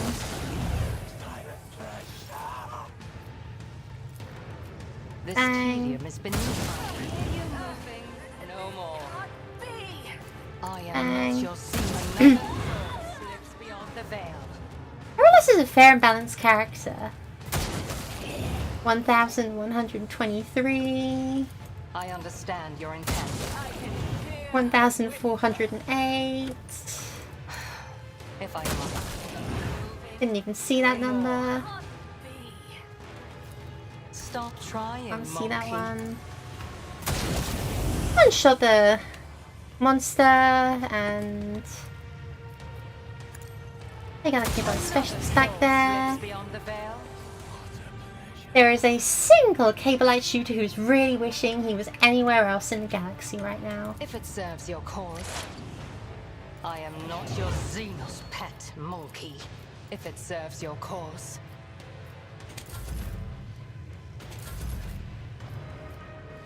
And unfortunately for him, he's in all-five line of sight. Splat! Imagine being seen personally so I can get your attention now. You're just watching streams now. Oh, that's a good thing. You should be watching my stream. Marizine looks around the battlefield. Nazra Cray is dead. Sinis Doria is dead. And all those cowards and sycophants are dead. Every last one of them. Does this mean there's no one left to threaten you? Mandrakes? Nazra Cray's followers? And Maids of the Roving Tempest? No, I am still in danger. Or would they risk hunting me, a Drukari who lives in real space and has destroyed all of his enemies? I doubt it. Do you not regret what happened? I've no need to spineless disloyal scum who tested by circumstance and found wanting. The ones who cast me down I have ground to dust. What is there to regret? His gaze is directed somewhere else. Past you. Past the bloody remains beneath your feet. Towards something only he can see. I will find a purpose for myself.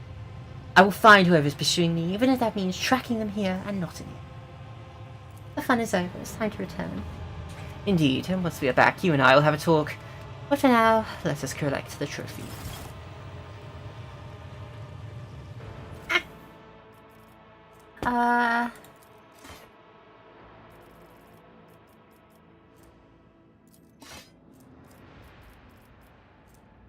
When dodges an enemy range attack, they perform a single attack with a quick melee weapon on a random adjacent enemy.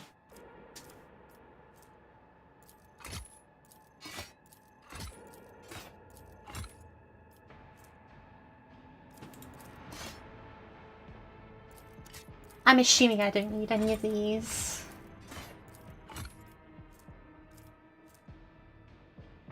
Like, don't get me wrong, these, oh, my pistol's actually kind of cool. I'll keep that.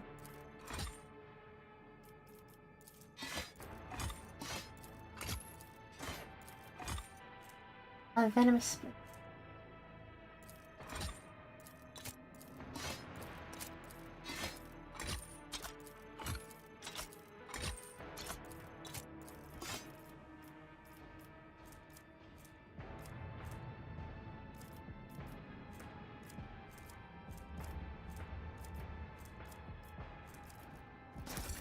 That's probably okay. I think there wasn't anything more interesting, to be honest. Oh, here we are. Blade of the Blood Hunter. I could use put the armor penetration in the stat line. Heart Piercer deals direct damage. Oh, okay, sure, that sounds good. When a weapon performs a melee attack, they inflict 1 stack of Black Hunt. An enemy has at least 1 stack of Black Hunt. Each attack from an allied enemy inflicts 1 more stack of Black Hunt. Stack of Black Hunt grants +1 critical chance and +1 critical damage. That is amazing. Shame I don't use this guy, but you know, get whatever. left in the dust.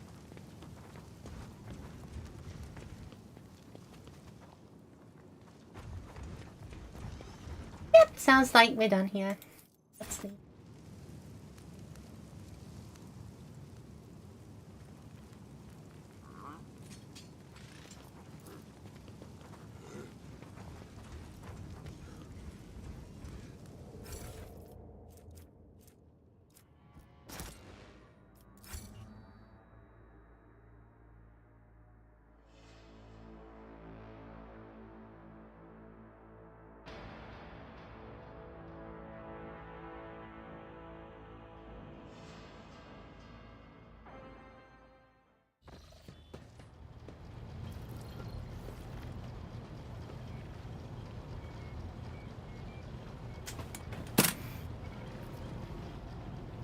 Okay, where is that annoying prick? I mean that in the sense that he stabs people. Rogue Trader.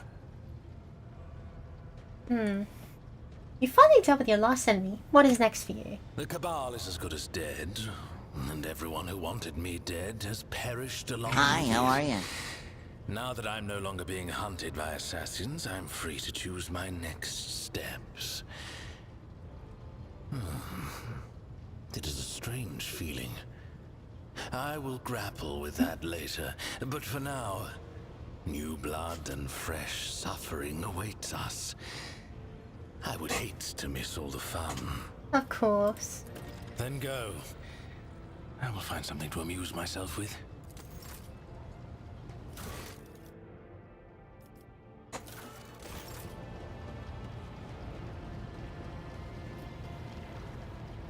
Huzzah, hurrah. You can now go and become a clown or something, I don't know. Look at yourself, man. What am I, your mother? Oh, also, hi, Sparky!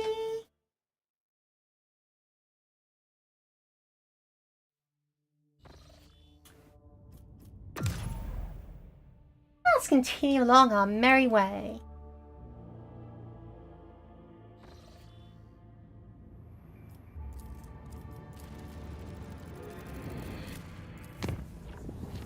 The Furthest Dominator.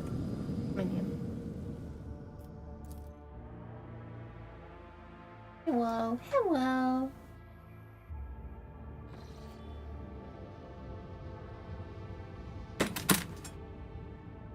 Oh boy, unknown ships. I see some croissants. Oh, I see a Necron crypt. Under thin clouds, if shredded by a careless blade, sway vast steps carpeted by pale gold deadwood. The Rogue Trader's attentive eye distinguishes a region among the endless grasses that does not fit into the general landscape. Are you making fun of me? Attentive eye? It's a big green black tumor on the side of a planet. How could I miss it? The scouts from the shuttle see signs of intelligent life. And judging by the trampled soil and tent frames, someone made camp here. Distant silhouettes form a tangle of paths and obstacles, a maze. The outer walls are supplemented by a multitude of spikes and blades and decorated with scraps of leather and withered crucified prisoners. It doesn't take an expert in xenoculture to reason that Drukhari have been here. As the scouts come over the tracks and find the Drukhari structures, the scouts find items of Imperial make, blood-soaked clothes and a keeler patch and a data slate cracked in half. Gothic letters and a symbol of the Inquisition are frozen on its bottom half. The sentence fragments make up part of an exploration report. The servants of Von Valentius find a rough illustration of the camp in the pocket of a filthy coat. On it are marked 2 locations. The first is shown with a sword and highlights the area where the items were found. The other is a skull and points to a patch of ground by the maze. The scouts carefully inspect every piece of land in the marked area and discover a camouflaged pit studded with strong thin needles. In a niche sunk into the wall of the trap glitters a volumetric flask and an ugly creature that looks like several brains stuck together. The Rogue Trader's people recognize the grotesque Drukhari Medusa, a parasite capable of registering emotions and transferring them to its masters. This thing was left here as the equivalent of a pict recorder, collecting the suffering of the Drukhari's victim.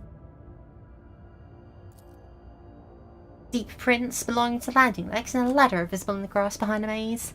The relative positions on the recesses correspond to the design of an Imperial shuttle. When the Von Valentia scouts approach, they find a wax seal bearing the symbol of the Inquisition and a monogram formed from the letters XC. An officer voices the proposition the initials correspond to the name of the Lord Inquisitor Xavier Calcazar. A segment of the dry grass a few meters in front of the print from the ladder has been cut as if scythed. Among the chopped stems lies a piece of Drukhari trophy, a flap of dark skin stretched out by thin chains. Most of it is covered by a tattoo, a silhouette of storm or tornado, and a black symbol composed of curved lines and sharp edges. Let's leave. This doesn't sound good.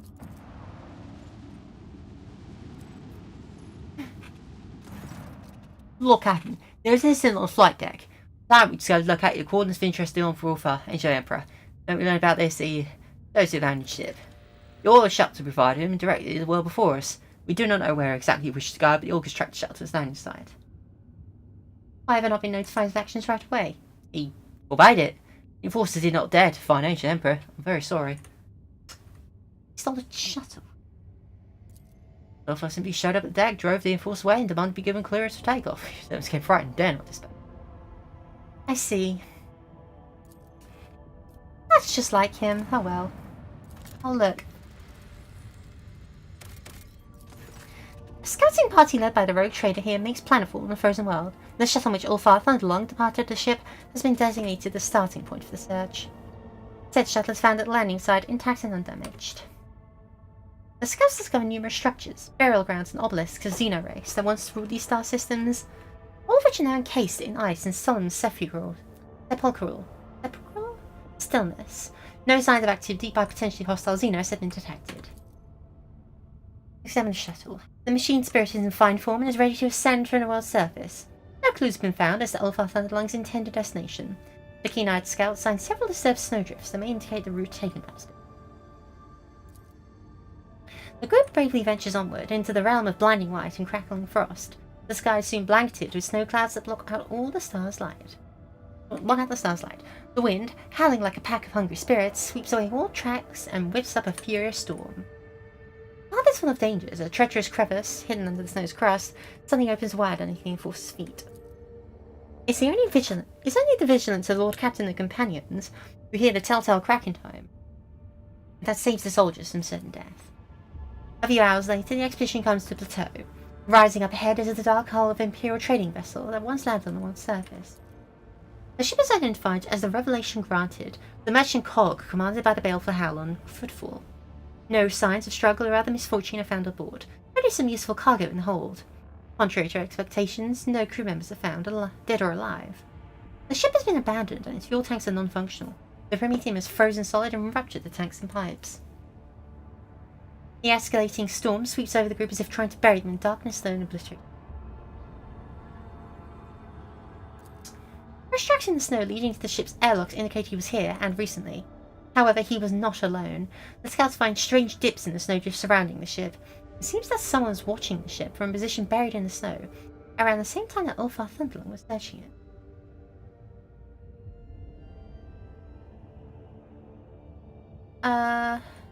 Which direction should we go next? In the raging blizzard, it's impossible to determine which way the space wolf might have gone. A pair of brave trackers strike out long-distance scouting run and still not returned hours later. The raging storm makes it impossible to establish a Vox link with the Rogue Trader's vessel, leaving the expedition stranded without aid, but probably not for long. Officers on the bridge have immediately dispatched help as soon as contact with the scouting party was lost.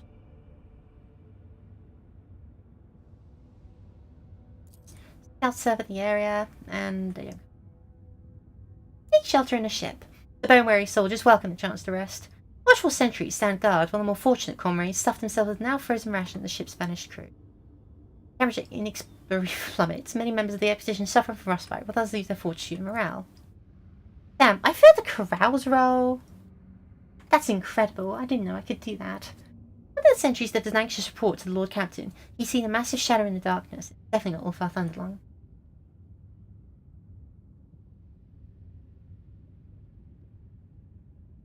Light a brighter fire.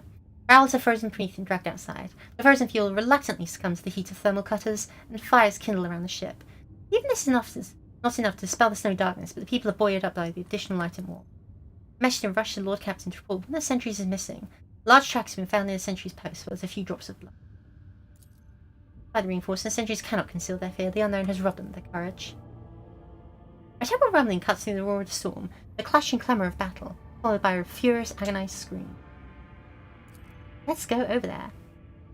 Tied together with ropes and bolstering each other with battle cries, the enforcers rush toward the battle in human chains. Unable to see anything ahead in the dark and swelling snow, they blindly stride toward the source of the battle's monstrous thunder. Then the soldiers forward, trusting them. The enemy is concealed by the snow and the darkness, forcing the soldiers to fire in all directions, by some miracle not hitting each other.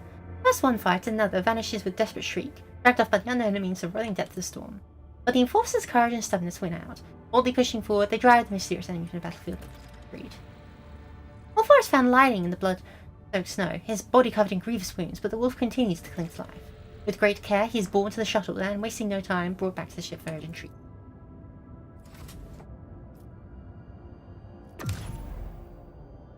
That's an issue.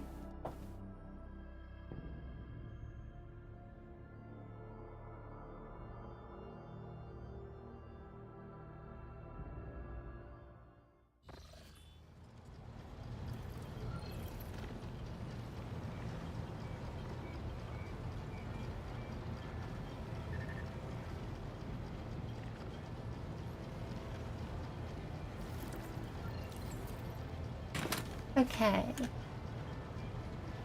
The lovely Miss Vigis, tell me, what is my dog doing? How is Ulfar? He is feeling better, Lord Captain. The ship's chirurgeon was amazed by his resilience. He seems Ulfar is currently convalescing in his chambers. I'm gonna have to talk to him. What he has to do is ask. I would have given him ship if he asked. But now he didn't ask, now I have to punish him. So, after all he's been through, I think he's been punished enough, don't you? What will his quarters look like? Huh. Yeah, that's what I expected of a Space Marine. Ulfar, my dog. What the dog doing? What the dog doing? Ulfar's dark figure towers over you. His head is lowered, his hair hanging in a curtain across his face. His fair skin is cross-hatched with broad crimson scars, held together by metal staples and covered with black spiked runes for physical healing. But an ordinary mortal has 5 such injuries? Unlikely. With a twitch of his fingers, Ulfar bids the two servants step their way, as as to not intrude on your conversation. They silently retreat. Ataleta, I must thank you for saving me. I had a difficult battle. I thank the Emperor he did not take you from us to join his heavenly house, my lord. I always survive. Why did you decide to go to that world alone? After a few moments of silence, Ulfar says quietly, I do not have to bury your body in the snow, Arvita. Not out of arrogance that wolves do not allow mortals into their affairs, because the burden of those deeds is heavy, and a reek of death. Just consider what kind of threat you could have been facing. A place where our entire back of the started is disappeared. I'd risk you for the sake of fulfilling my vows. I've been worthy of me. We fight together. Do not forget that I'm your adversary. You and I are different. You always to rule and build, and I used to destroy, chase down prey. Such is your father's plan. In that plan, my death on the battlefield is an expected and joyous event. Your death would be premature, sorrowful, and damaging to me. Did you find any trace of your brothers? The vessel I found, the revelation granted. That was them. Inside there are signs that Wolf Scouts left their brothers. Faithful Hal landed the ship on the surface and left. The rest of the crew disappeared. Followed my brother's trail and the unknown force blocked my path. A battle ensued. What foe is capable of besting you in combat? Your wounds are truly terrifying. Evil spirit. It attacked me from behind and wounded me instantly. Wolfar points a particularly gruesome scar on his chest, the strike clearly intended for one of the Space Wolf's 2 hearts. The wound gives off a strong medicinal smell, but there's no one you recognise. Probably a Fenrisian balm brewed by Wolfar himself, or healers would faint after one whiff of such potion.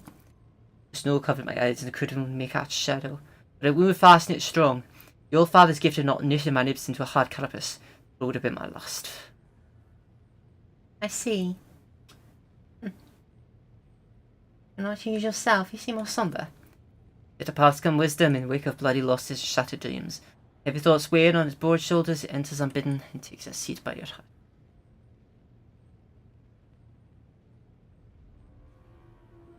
Why do your songs not rhyme? Are you bad at this? They're rhyming the original Fenrisian, trust me, bro.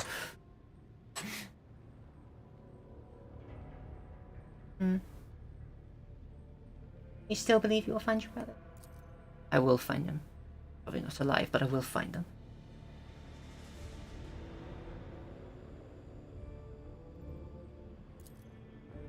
Fight them. These my servants found a fitting shrine for your armour. The splendor and monumentality of the chamber befit the solemnity of sacraments unfolding within. As if performing an intricate dance, the servants on the other side move in time with the murmuring mechanisms, circling the massive space wolf while he stands utterly still. A sense of sacred incense fills the air, giving the sense that one is witnessing a great ritual. Astartes needs very little. A cell on a table where I can perform the purifying weight of my weapon, that's all I require. To keep the armour bestowed upon me by our father in some shabby cubicle of his sacrilege. This chamber will do well for the vesting ceremony. Good plaster will link the rich decoration and gilding. Yes, I am satisfied. What are the servants doing? Time for me to don my skin again. Wolfar shrugs warily, his body giving up heat and animal scent.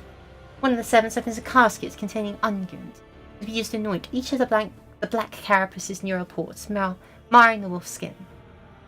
This sacred augmentation seamlessly fuses Ulfar's body with his armour and every fibre bundle of it. What will you do now?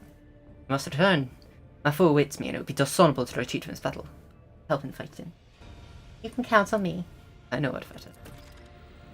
Wolfar nods to the servants, and in low voices they begin a guttural prayer. Shadows leap across the walls, twisting together in majestic and savage dance. In the flickering candlelight, the sacred rite is performed. The angel of the Emperor is clothed in the armour of unwavering faith and his wrath.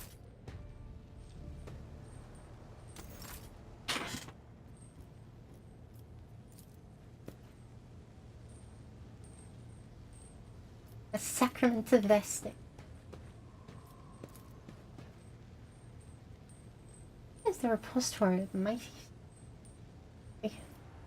Oh, hold on. I've always wondered what the backpack does. The backpack is the repository of the mighty machine spirit that supplies Space Marine's armour with the motive force. Its efforts ensure that the heavy armour does not burden the wearer, but rather multiplies his strength and endurance 100-fold.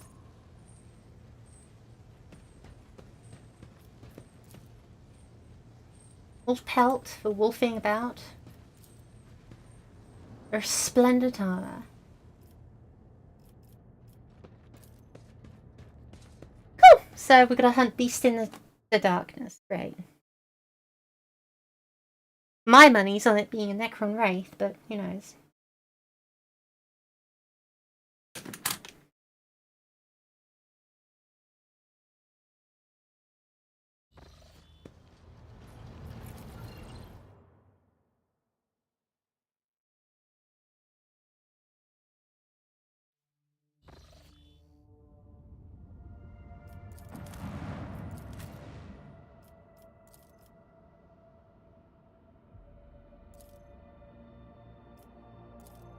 I don't want to take a Dura. We don't get ambushed.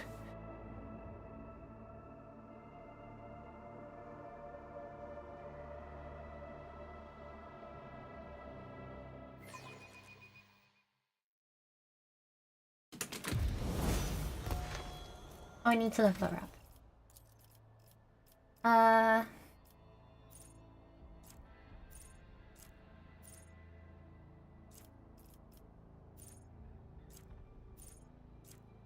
Reducing any willpower sounds fun, and warp.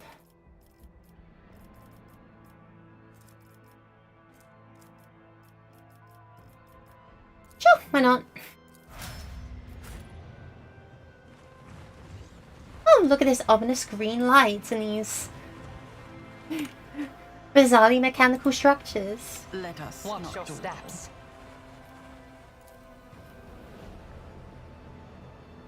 Bodies of uniformed Imperial Scouts been scattered around. Centuries of service and practice. Let's see, an Astartes power sword only performs air attacks and doesn't hurt allies. And there's a melter. What did melter? What's that melter?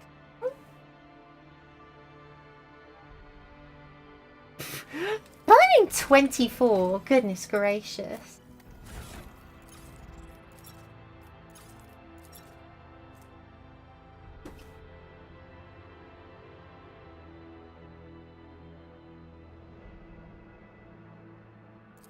Yeah, you're not going to be suffering warp damage anytime soon, so that's good.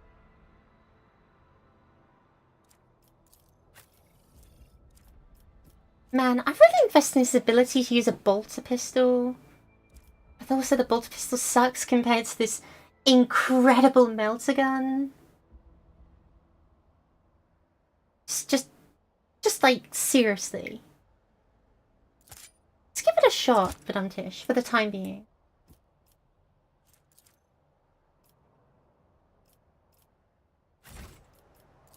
A space wolf Always never keep your eye fails on in their prize. duty.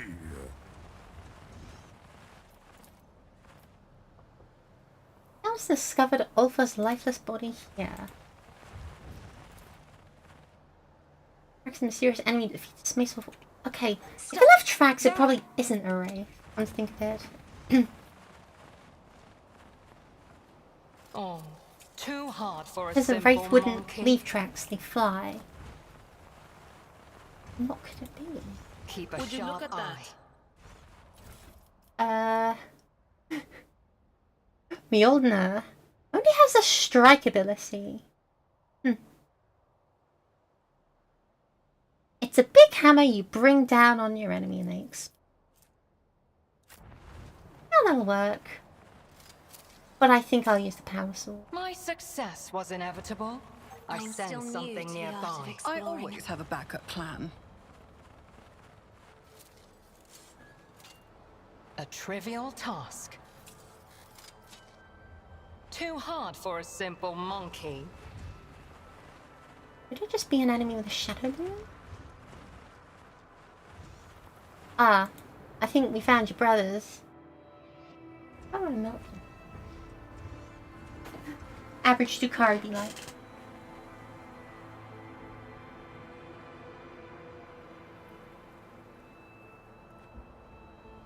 So, my brothers. Red brows furry in English. Ulfa bows down over the bodies, encased in ceremony and adamantine. Once again, fate has barred me from travelling to the Holy Eldfather with my...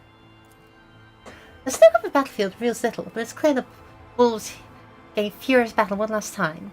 The rocks are pitted from bolt strikes, and here and there you can see scorch marks left by plasma charges. Who are they fighting? I smell no corruption in their bodies and see no trace of Xenos weapons. I think they're to balance with humans here. What do you think they were looking for? I do not know what they are seeking, but they certainly found someone here. Otherwise this climb would not be. Sorry they died. Do not be sorry yet, Fitter. He died with honour as the old fathers were he should. Those are Kiala Hada. Their opponents will be full to the brim with the heavenly mood. I sense evil in their deaths. The souls of the baleful howl are not sought to rest, but will remain held on the battlefield. They are not for the All Father, I must escort them to him. We bear witness to their lost and honor to my brothers. What are you going to do? I'll sing their sagas so the world remembers who they are. Then flames will take their bodies and will drink the temerity of my pact to ease their march to Kiala. But perhaps we should return their bodies to Fenris? There's no point now. They died recently, and if I were a wolf priest, I relied on myself to find and Murkai to extract their progenoids. in pots containing mainly your father's blood. On Fenris, they've been transporting young bulls in the valor of my brothers that have lived on in them. Their bodies are laying here too long, so they should simply be given to flames, acting like it's scavenged in worthy hands. I shall bear witness to their final honour. I was wondering, wait, what about the gene scene? What about their armour? Oh well, sure, whatever. Not that I'm sure the Necrons particularly care, they just send scarabs to break them down into parts to rebuild the tombs. Alpha produces a knife inscribed with scarlet runes. Picking up a rock from the ground, he begins to scratch the rock's sharp edge across the blade, etching a name. His powerful voice rumbles. Hail now the saga of the baleful hell pack. Wild Woolies of Fenris, Rika Fenla, Nika. The verses weave together, recounting the deeds of each of Ulfar's dead brothers. With incredible precision, every detail, the wolf lists the accomplishments of his comrades, the enemies they slew, and the sacrifices they made. The saga continues at length, and the relentless rhythm sends you into a trance. With a grinding screech, the rock is drawn across the knife blade again and again, inscribing one name after the other. On the cold world that gave battle, the park's first name never displacing, the winds the saga of the baleful howl, and a void thunders at echo unending. Benlis Hildach. Ulfar is silent for a long time. The etched knife blade slices across his huge palm, fumbling this, and scarlet drops paint the snow. His weary voice rasps, In my oath, O Thada, Yagach, Drach, Aklimiach. With his bloody hand, the wolf removes the rune-covered horn from his belt and, from a flask, pours something dark and sharp smelling. Let us link to my brothers at Vita, or build the pyre. A huge swear. Though something Fenris translates as, I revenge or I be forsaken. These werewolves. And then I get knocked onto my bum from the most powerful intoxicant I've ever drunk. And trust me, I run a planet that makes intoxicants. Do I pass the crowd's check this time? The astringent liquid burns your throat, and a fog immediately descends over your vision. The sky darkens, and the rising wind whistles into your ears. Through it comes the high-pitched cawing of a bird, all found approvingly. It is a sign. Fate walks behind. Says, Squall! Taking back his horn, the wolf takes a mighty swallow of the stuff. Majestic shadows rise in the snowy haze around you. Figures of warriors clad in indestructible armour, bearing an emblem with two black fangs piercing the yellow of the sun. They are looking at you. My brother's better witness. It is time for us to meet my last comrade. What comrade? Don't miss him among the dead. I know who I was fighting before. It was Blogged in Ignif. What happened to this Ignilf? He went mad to Cleave over the bodies of his brothers, and the curse of the wolf prevailed over his valiant half. He became a beast. And what are we going to do with him? Corruption is washed away by blood. We will cleanse his spirit, as there is no hope for his body now. No other time for the curses in place. Alcazar once encountered another of my brothers, who also became a wolfen. Alcazar captured and brought him to Fenris, as the debt came into pay. But we had no way of doing what Alcazar did. We'd have to grant Valgrinia for peace. I see. Wolf Moon raises his head and howls, then it turns its wise, piercing gaze on you, and blood rains down from its snow-white fangs on his frozen mouth. Where do you intend to look for him? A toothy grin is the only response you receive. You see fangs looking before your eyes. Is it Ulfar laughing at you, or the foul moon spent in the sky? The fog clouding the mic is thicker. He will come. Let's do it. You hear a terrible cracking sound. Someone's feet, no, paws, are breaking through the crust of snow on the ground. The beast now comes, and its cruel howl awakens the fallen warriors of Fenris. Yeah. I forgot about the wolfen thing, I'll be honest. Like, it was at the back of my mind, but I was like, I thought they don't become wolfen once they've, you know, survived the initial Canis Helix, but no, fair enough. Your arrogance will be your downfall. Death to the unworthy. Oh, cool, I'm fighting ghosts. That's what I meant.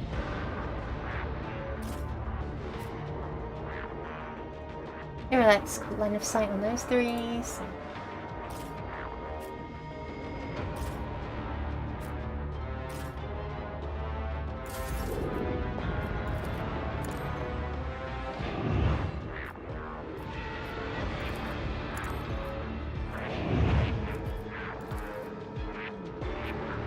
I'll make it happen. And this game's soundtrack is just so good, don't you think? I'll see to it personally. So sloshed right now. Who if not me?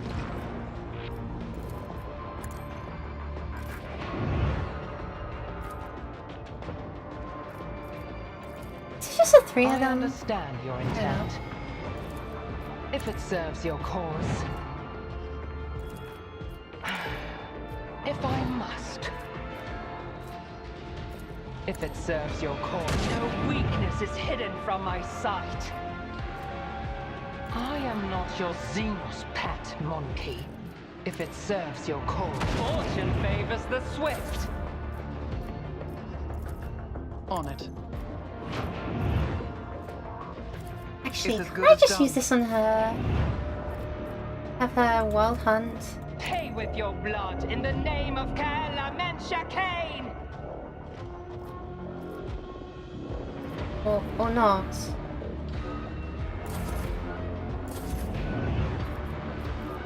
That sucks.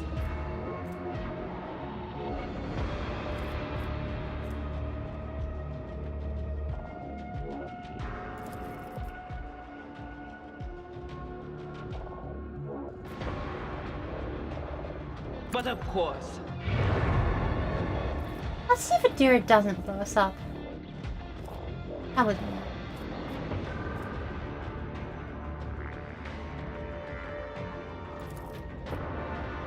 Was That worked.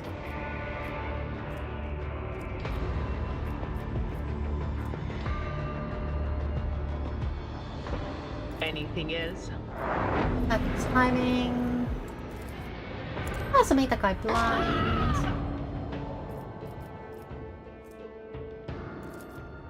Level Fossum. Oh wow, no, we've suddenly gotten a lot of field degradation I wasn't expecting. We'll do. Oh well. Didn't blow up, no punishment, was punished.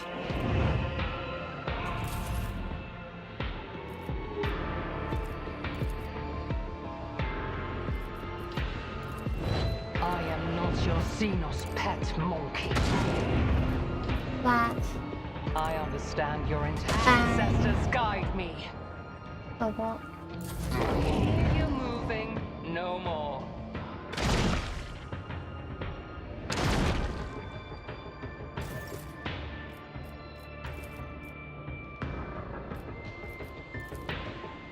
I am a navigator, not a servitor. How rude. Me? Whatever, If you person. insist, Lord Captain. I'm not accustomed to being ordered around. Right, stop infecting allies, what a pain. Isn't this a job for the serfs? Let us stare. I am Off a the navigator, far. not a servitor. None can do this. I will carve runes out of your bones. And there's more of them. And Wow. shoulder. Get over here and take a swing at them.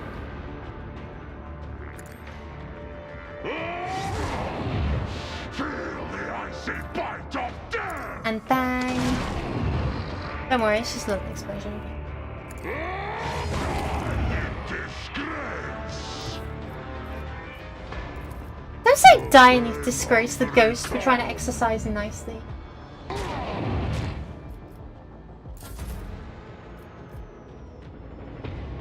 Heinrichs. Can I ask you to charge this ghost?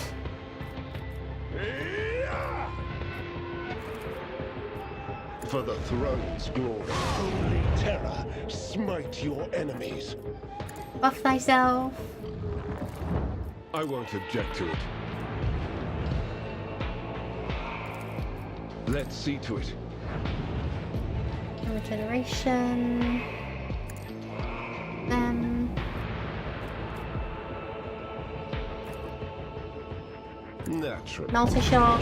Physician sends their regards. Slash. Let's see Multi-shot. to it. For the throne's Slash. holy terror, smite your enemies. Multi-shot. Slash. I feel the power surging. I think it was like that many extra turn actions at the start. It's so silly. Very nicely option. I do need to change his accessory if he's going to use that melt pistol, which has proven itself already. The bolter was cute, but no, nice, honestly. I'll see to it personally. Is thunder. My strike is ruin. Oh fuck. Since I have become the All-Father's worthy instrument. And finish them off with a kick.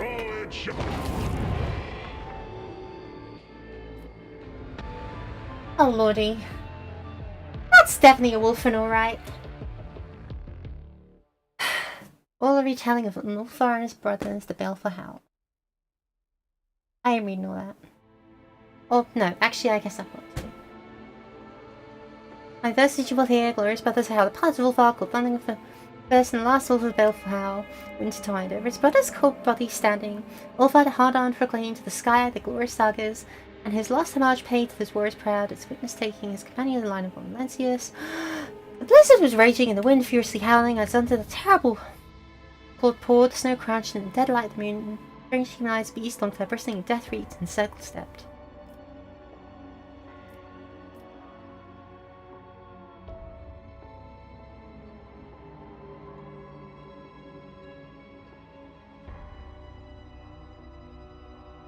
Your father's call too summoned to battle against the beast.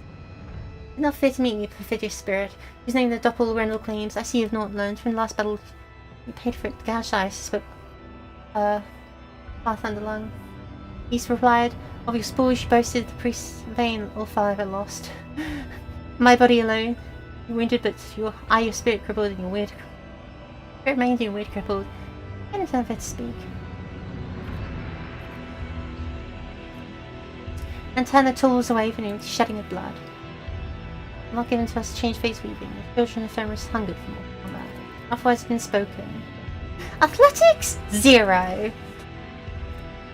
A power of words spewed from the beast's mouth, grinning, the cry of the wild hunt and bitter souls hearken. Out of snow, wind, wolf bodies were woven, warriors who died and clean death the unavenged, people never forgetting their eyes. Things gnashing, approached into the morning sky howl, the first battle vanquished. Second, he flashed the Fretter's shield. And aloft, booming the heavens split by the formidable Ulfar, his battle friends guarding with a mighty wrench the wolf. Jaws he tore, opening the wire, the evil charms banishing. With dignity was met, each boot charm was savage, was slain, each steady foe. The pack was defeated. But the beast was not yet vanquished. Roaring, his body threw into the fray like a mighty spear thrust. Howling, his claws cut through the adamantine. The warriors fought, a river of blood spilling. Ulfar Thundlung, his battle song singing. The black curse, his vicious rap lurking. Warriors were clashing with a cunning outfitter.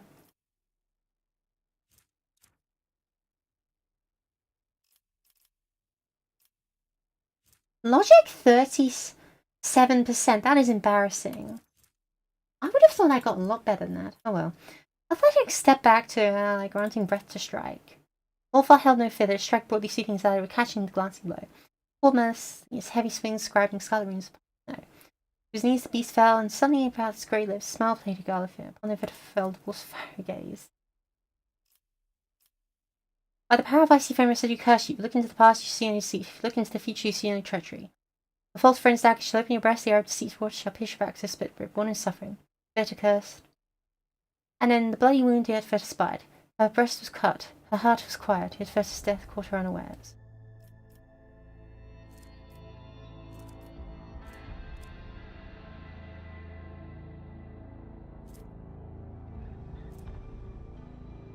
Seriously? Version? I kind of want to do the willpower test here. Oh well. Persuasion 100. You can do it. Don't fear death. Is death for us the double Grendelar? Brother, we are not by the Arcane's followers, not by the despicable humans, do not touch our armor, nor with dark sorted reference. There's music words of friendship sword that plunged the blade into her back. Fresh plot and nurse hatched. Dead spirit, and therefore silent forever, and the wolves lifting a piece to discern.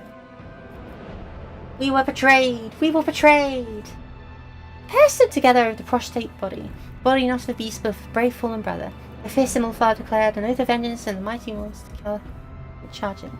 And knowing that in the betrayers 3 times the blood price to be paid, never spoke. Who killed your brothers? From this day forth, who is our foe? His name for now remains unknown, but in the darkness I will find him and my vengeance. The owner of Fenris you defended, Ulfar Thunderlong.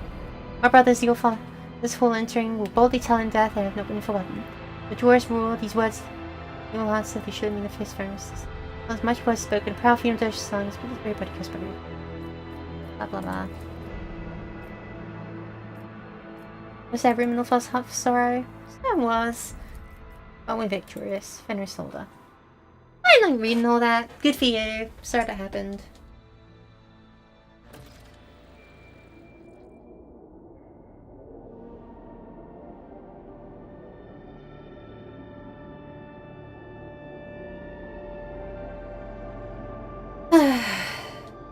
We did it, Patrick. We saved the city.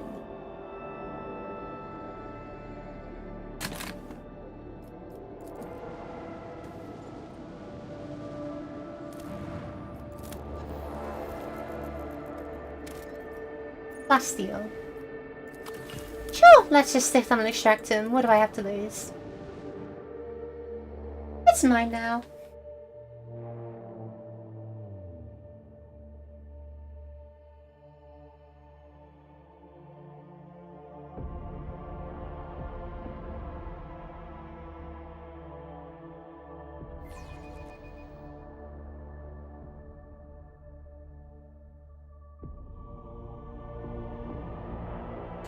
All stations, report when manned and ready. Why is my movement broken? Oh lordy.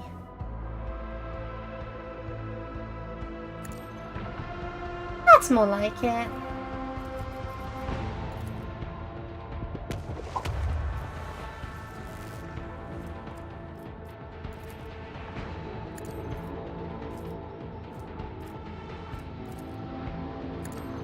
And then we ram. Might even go for kill. Your crude shield technology is insufficient to weather this storm. Fire at will. Let them taste our fury.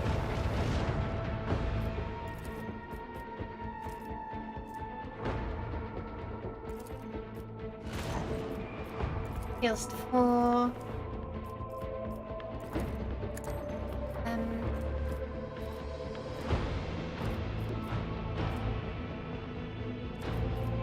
Sure, that should be good.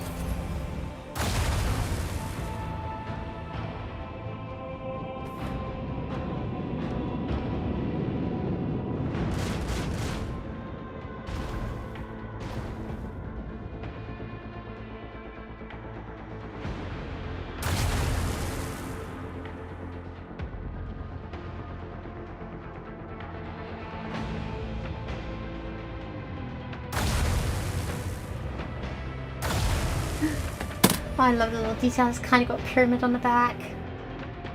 It's always interesting seeing Necron ships, especially when you remember that one of the main ways Necrons move in the books I've read is they kind of just like don't move FTL unless it's absolutely necessary.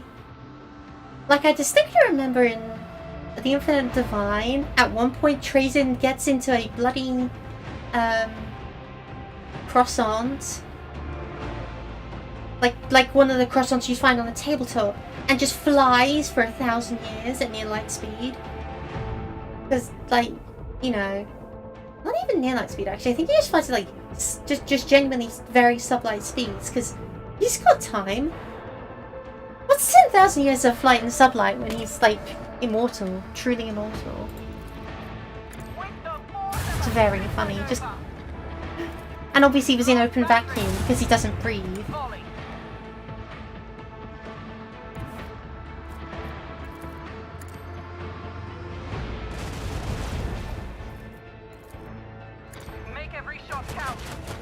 By the way, everyone should read the Infinite Divine. This is not a request. Keep up the pressure. Oh, I think.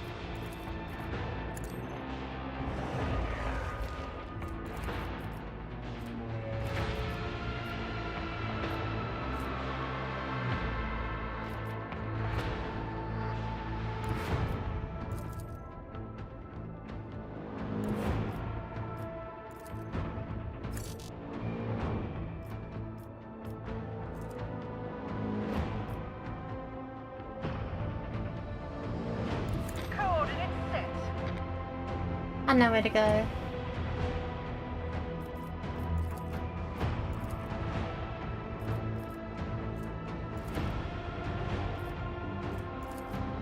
Macro cannon! Open fire! Sweet.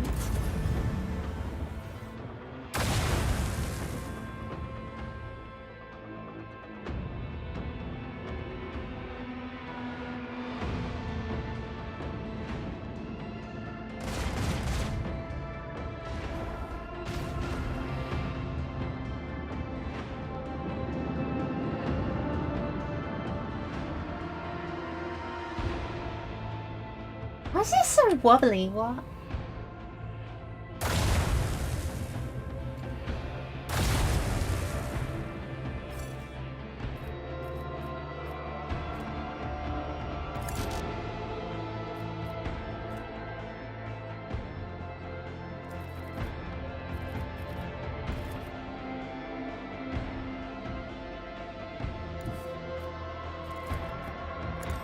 Oh, here, exploit its weak point. Fire at will! Crunch.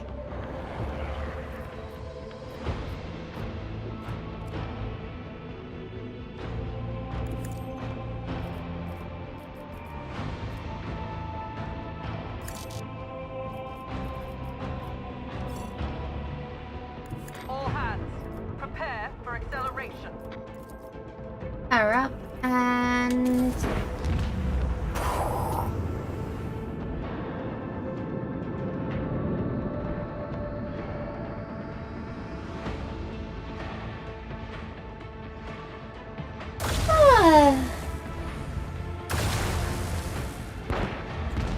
they keep eating our damn ships. How are we getting more of them over here?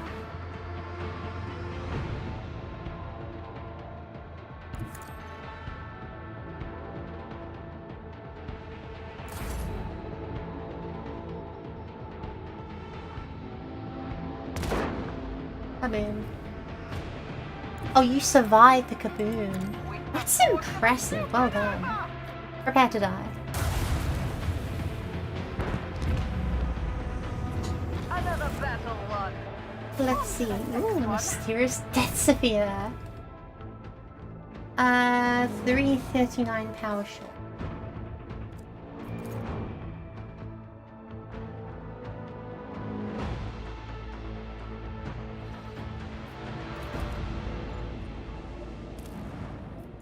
And what about this planet was so interesting you had to defend it? A puzzled augur operator reports an expeditionary shuttle belonging to the Von Velocius dynasty was detected on the planet's surface. Furthermore, according to its markings, it is assigned to your vessel. The operator also states that the entrance to a system of tunnels is spotted next to the shuttle. In the registry, the expedition shuttle number 712 has been designated as irretrievably lost for many years. Information about the circumstances of its disappearance is suspicious and sparse, as if someone deliberately erased it. From the crumbs of information that remain, you gather it was sent to explore some object on the unknown world on Lord Captain Theodora, and never returned. After disembarking, you notice that the shuttle is buried halfway in the sand, and the Von Velocius coat of arms is practically erased from its side. This shuttle has clearly been here for a very long time. Next to the shuttle, you find crates of archaeological equipment, on which one can just barely make out the emblem of the Explorators. Most of these crates are lying next to massive black doors of Xenos origin, entrance to the tunnels. The descent into the tunnels takes several hours. You make your way through cramped corridors, giving way to huge black walls where a dim emerald glow from no discernible source brings forth the silhouettes of equipment abandoned by the tech priests. The suffocating, oppressive silence that accompanies you during the descent is broken only by the echo of your footsteps, deafening and yet so insignificant against the background of cycling and arch.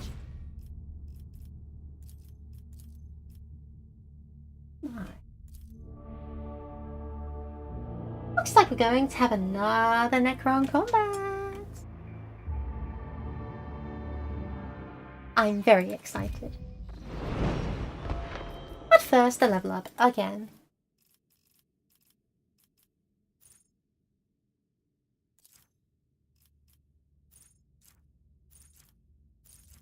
I know. What do I care? My logic is a pathetic 107. That's embarrassing.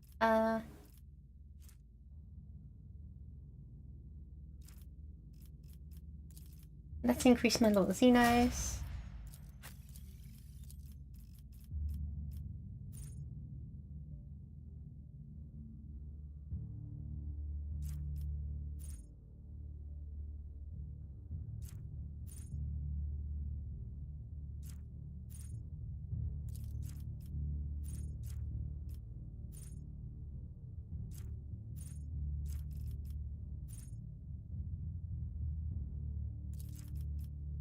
What's this?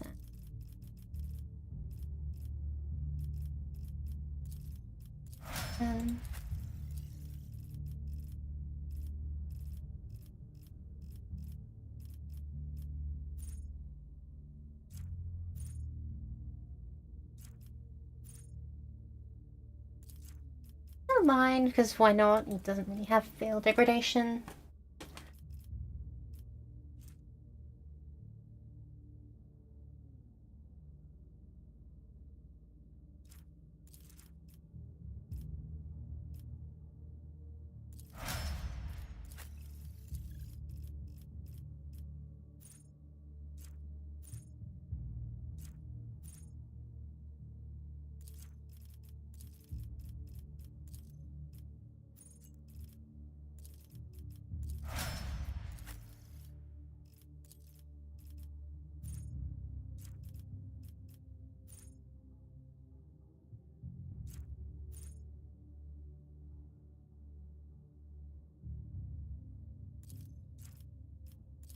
Blank.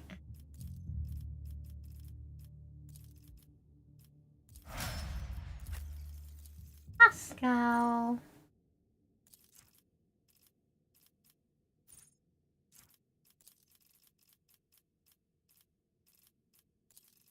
Dick.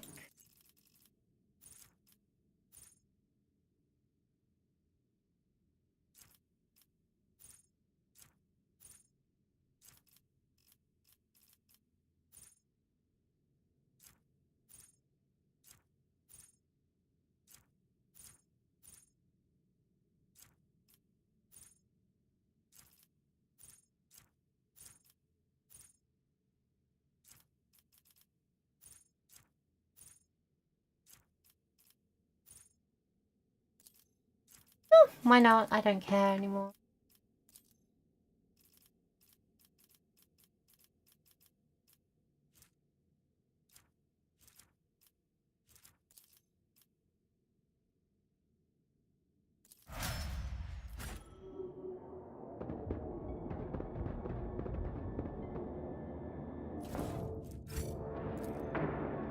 All but buried under a thick layer of dust, these crates contain equipment still in prime condition.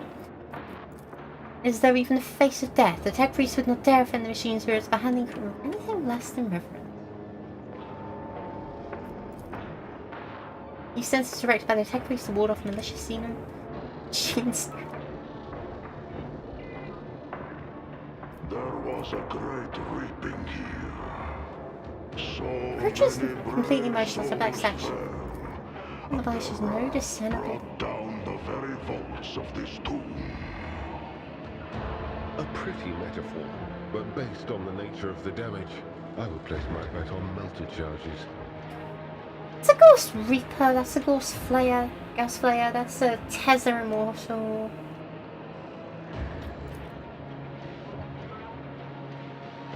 Twist and melted has been completely finished by melted charge.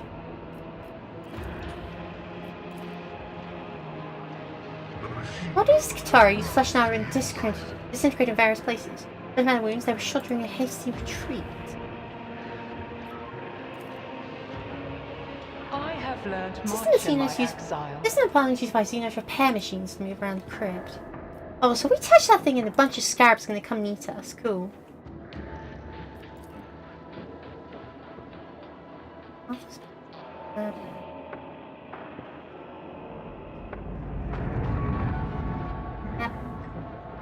Richard has some low hum alternating with strange metallic screeching. Flesh records your wickedness.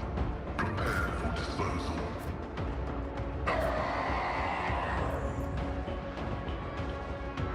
kind of them.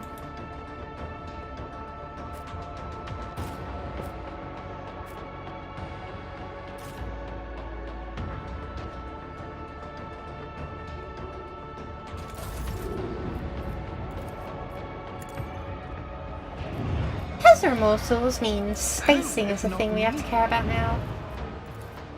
Delightful. I'll make it happen. I'll see to it personally.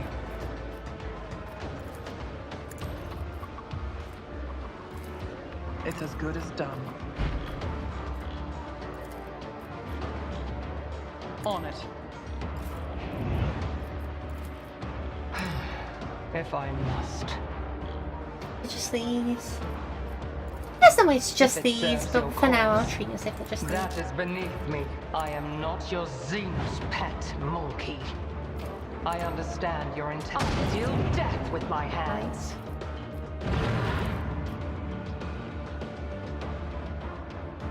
I am not your Xenos pet monkey. Fortune favors the swift. I'll make it happen. Mr. Wolf, do you think you'd like go here and look scary? Thanks. We are infinite. Why is she doing the eye thing? I see you. Time for our return. I believe those guys actually have like almost good melee. Like for a non-melee unit. Immortals.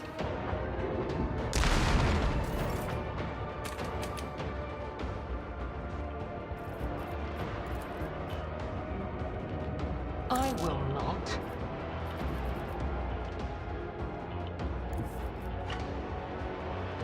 Yeah, she can shoot the immortal. Swift and silent. Weakness is hidden from my sight. If it serves your cause, this tedium is beneath you. Cestus, guide me. I understand your intent. If I must. Alright, is there any point in putting Warp Curse on something like this?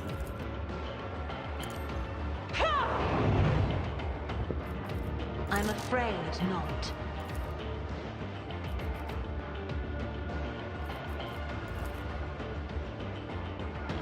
Isn't this a job for the... That's good. In the name of Relax. House Orcelio, I shall prevail. I am not your Xenos pet monkey.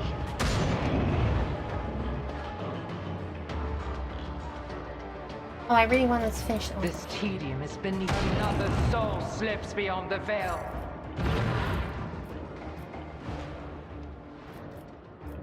And she has line of sight to a great big 0 number of times. Okay. I understand your intent. Ancestors, guide me! Double tap. If I can't hear you moving, no more. Cool, whatever.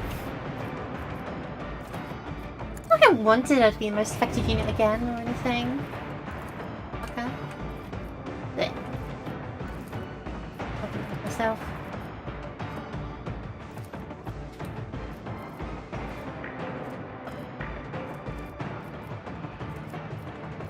If I may. Cubs play. I will carve runes out of your face. Nice, nice. By claw and fang, the foe will be torn asunder. If I tell him to reckless rush and to like here-ish. On a gun. I hunger for battle. Wolves dare not undo me. See how the wolf succeeds. Don't dishonor the wolf with such tasks. She's exhausted, but I should probably be fine, right? So shall it be.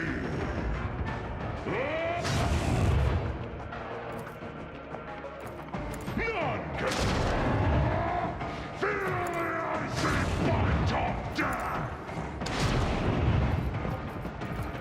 And then stomp it. Our foes reek of cowardice. And Heinrichs can, like, run up and desperately try to join the battle. But instead I'll have him. I won't object to it.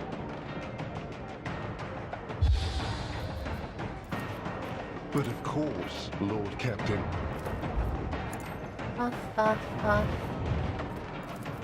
Off I won't thyself. object to it. Pascal can, I don't know. As the tactical imperative dictates. Send some lethal memes over into that guy's skull.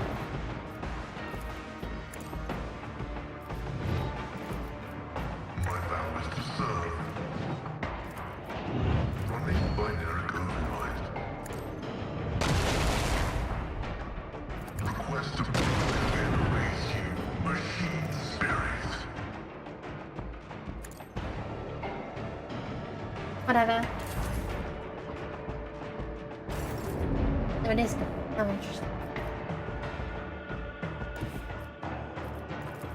Who, if I'm not gonna turn me? to Ulfar because I trust him to finish this off cleanly. Stomp.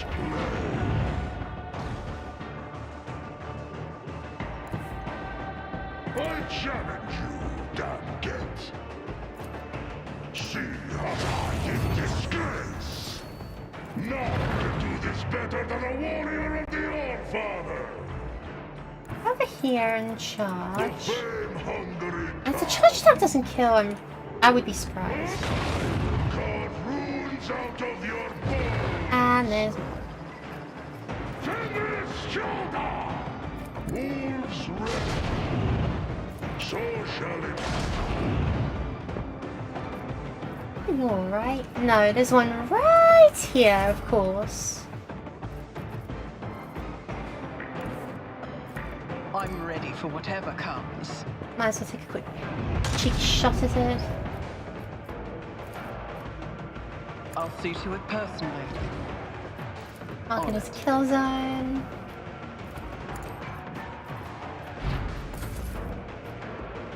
And I can really finish it off. That one self-destructs. Sorry, phase out. Oh no, there's more. Oh gee.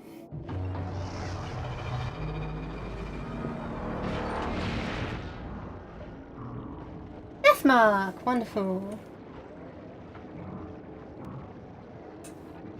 Xena scum! You don't belong in this galaxy!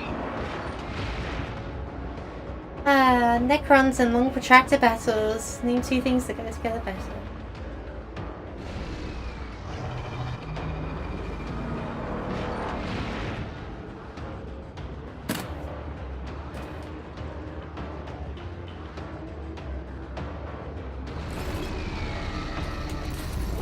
We have been ambushed.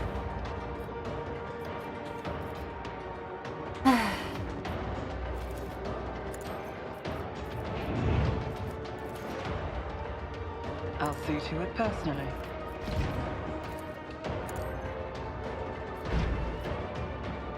I need someone to summon the stairwells, I think.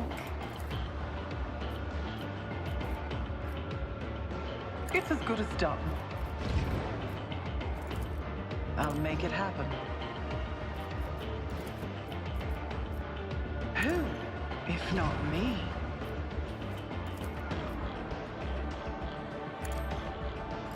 Relax. I can actually just dash up here. As it is. These action points now.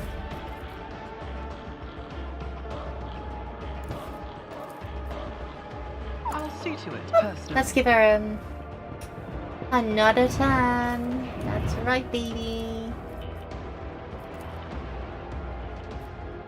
Here's the turn taker. The deathmarks are surprisingly hunchback, or at least they look that way. On the tabletop, they got really good posture, and here they remind me more of Chaos Androids more than anything else.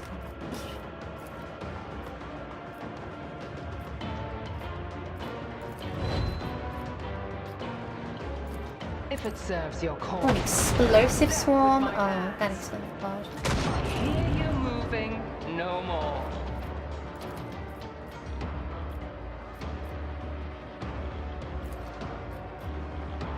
This tedium has been...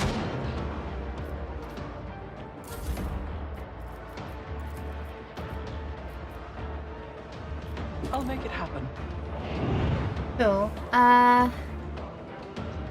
Too many action I won't points. compromise my principles. I missed, but I still hit. Wonderful. I refuse. Honest. Blind stratagem. Time for our return.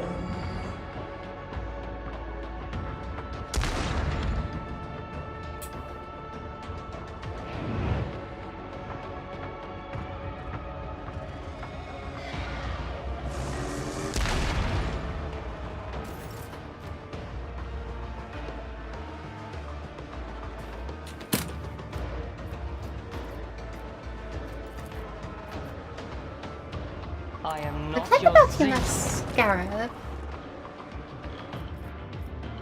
Whatever, they're my scarab. If I must. Back that warrior. I am not your thief. Like a death mark. Cassia. Cassia is oh, Cassia's not gonna.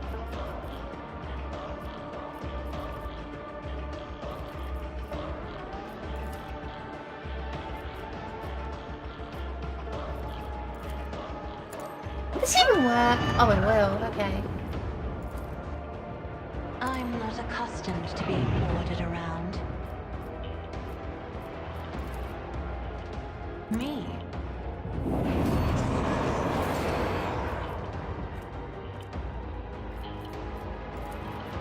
I'll Cool. show you why navigators are feared.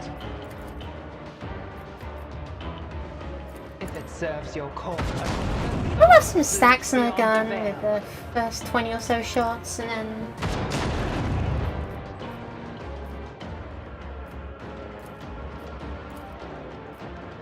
I am not your thief. choosing how much health they do have. Like 409, sure.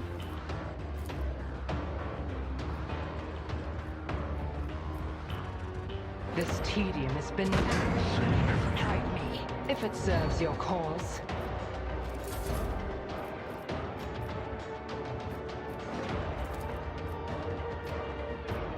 There's just really a lot going on for her when the enemies aren't, like, organic. They need those damn scarabs. Do what they do best. The great sleep is over. It's a working.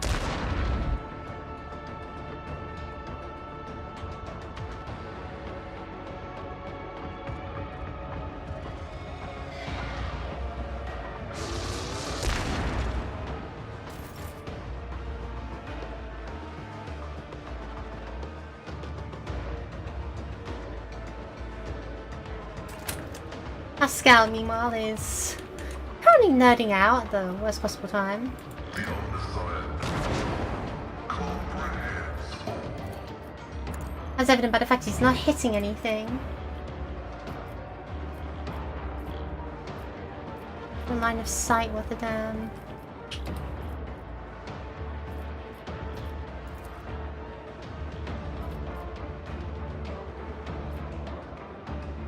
The order is contrary to dogmatic protocols. The Come on, the dude. analysis successful.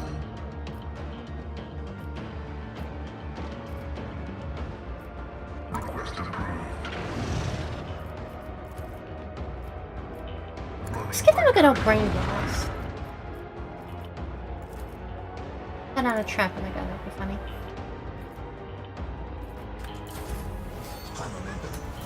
Heinrichs. The best thing you can do, I think, Everyone, is... step aside.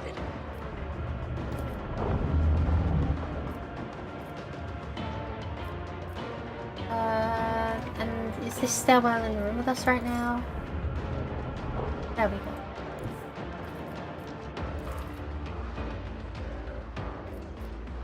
Okay, give yourself a metabolism boost.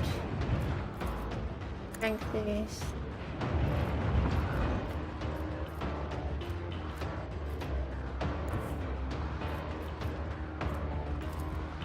Charge that guy. I won't object to it. Don't know what a charge looks like.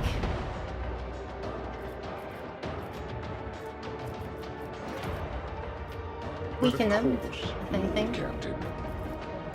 Let's regenerate Let's yourself. see to it. Alas, no. I'll see our foes. Yeah, no, I think you do actually. Or not. Alpha. I guess he can shoot with his plasma. The wolf is on the hunt. Very good. Very good. Feel the icy bite of death!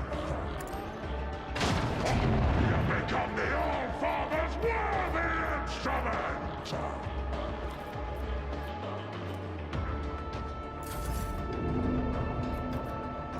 Cool beans. I'll see to it personally. Relax. Reload. If I must. That was good. That was good use of our turn.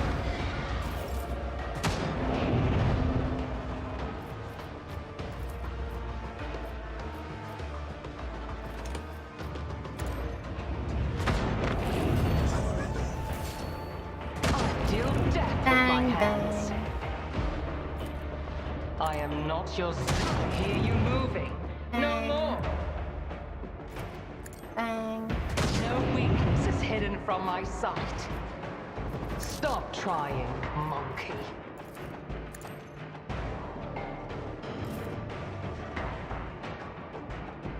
See, my love, could you like...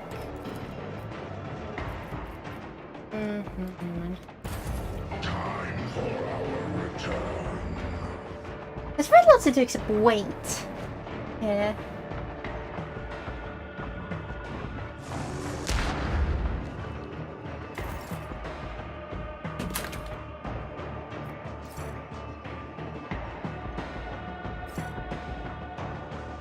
Dude, what?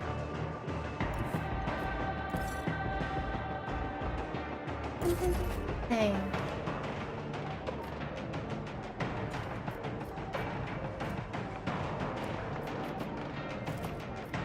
Naturally.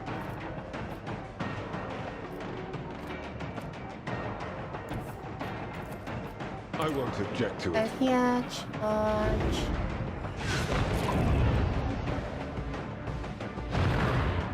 Nice. I'll put my psychic abilities to use. So the wolf cannot shoot in this situation.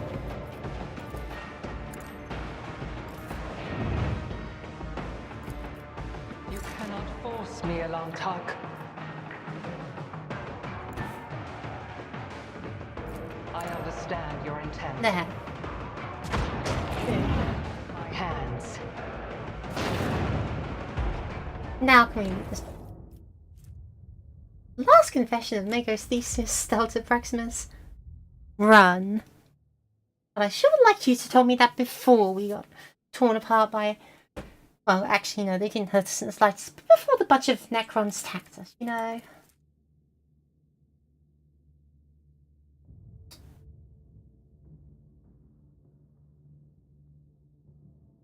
Run.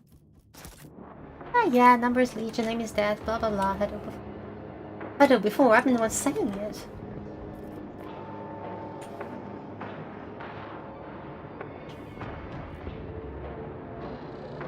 doesn't look like there's anything particularly worth looting from this place.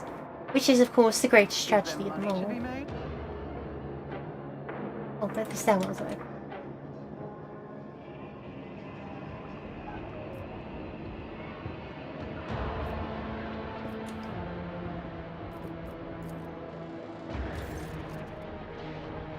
Oh, I did not decipher the language. Damn.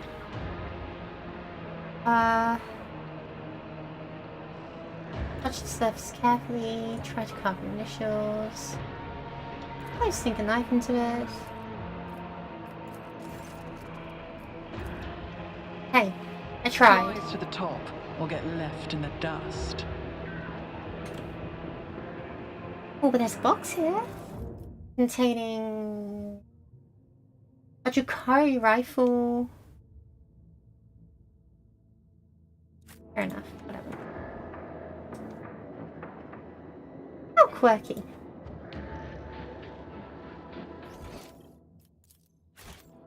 Alright, I've just looked at the clock and noticed it's best time for us to go.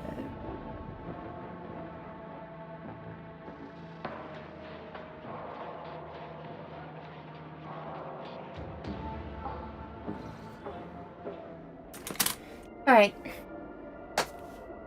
This was a fun start to what will no doubt be a very entertaining foray.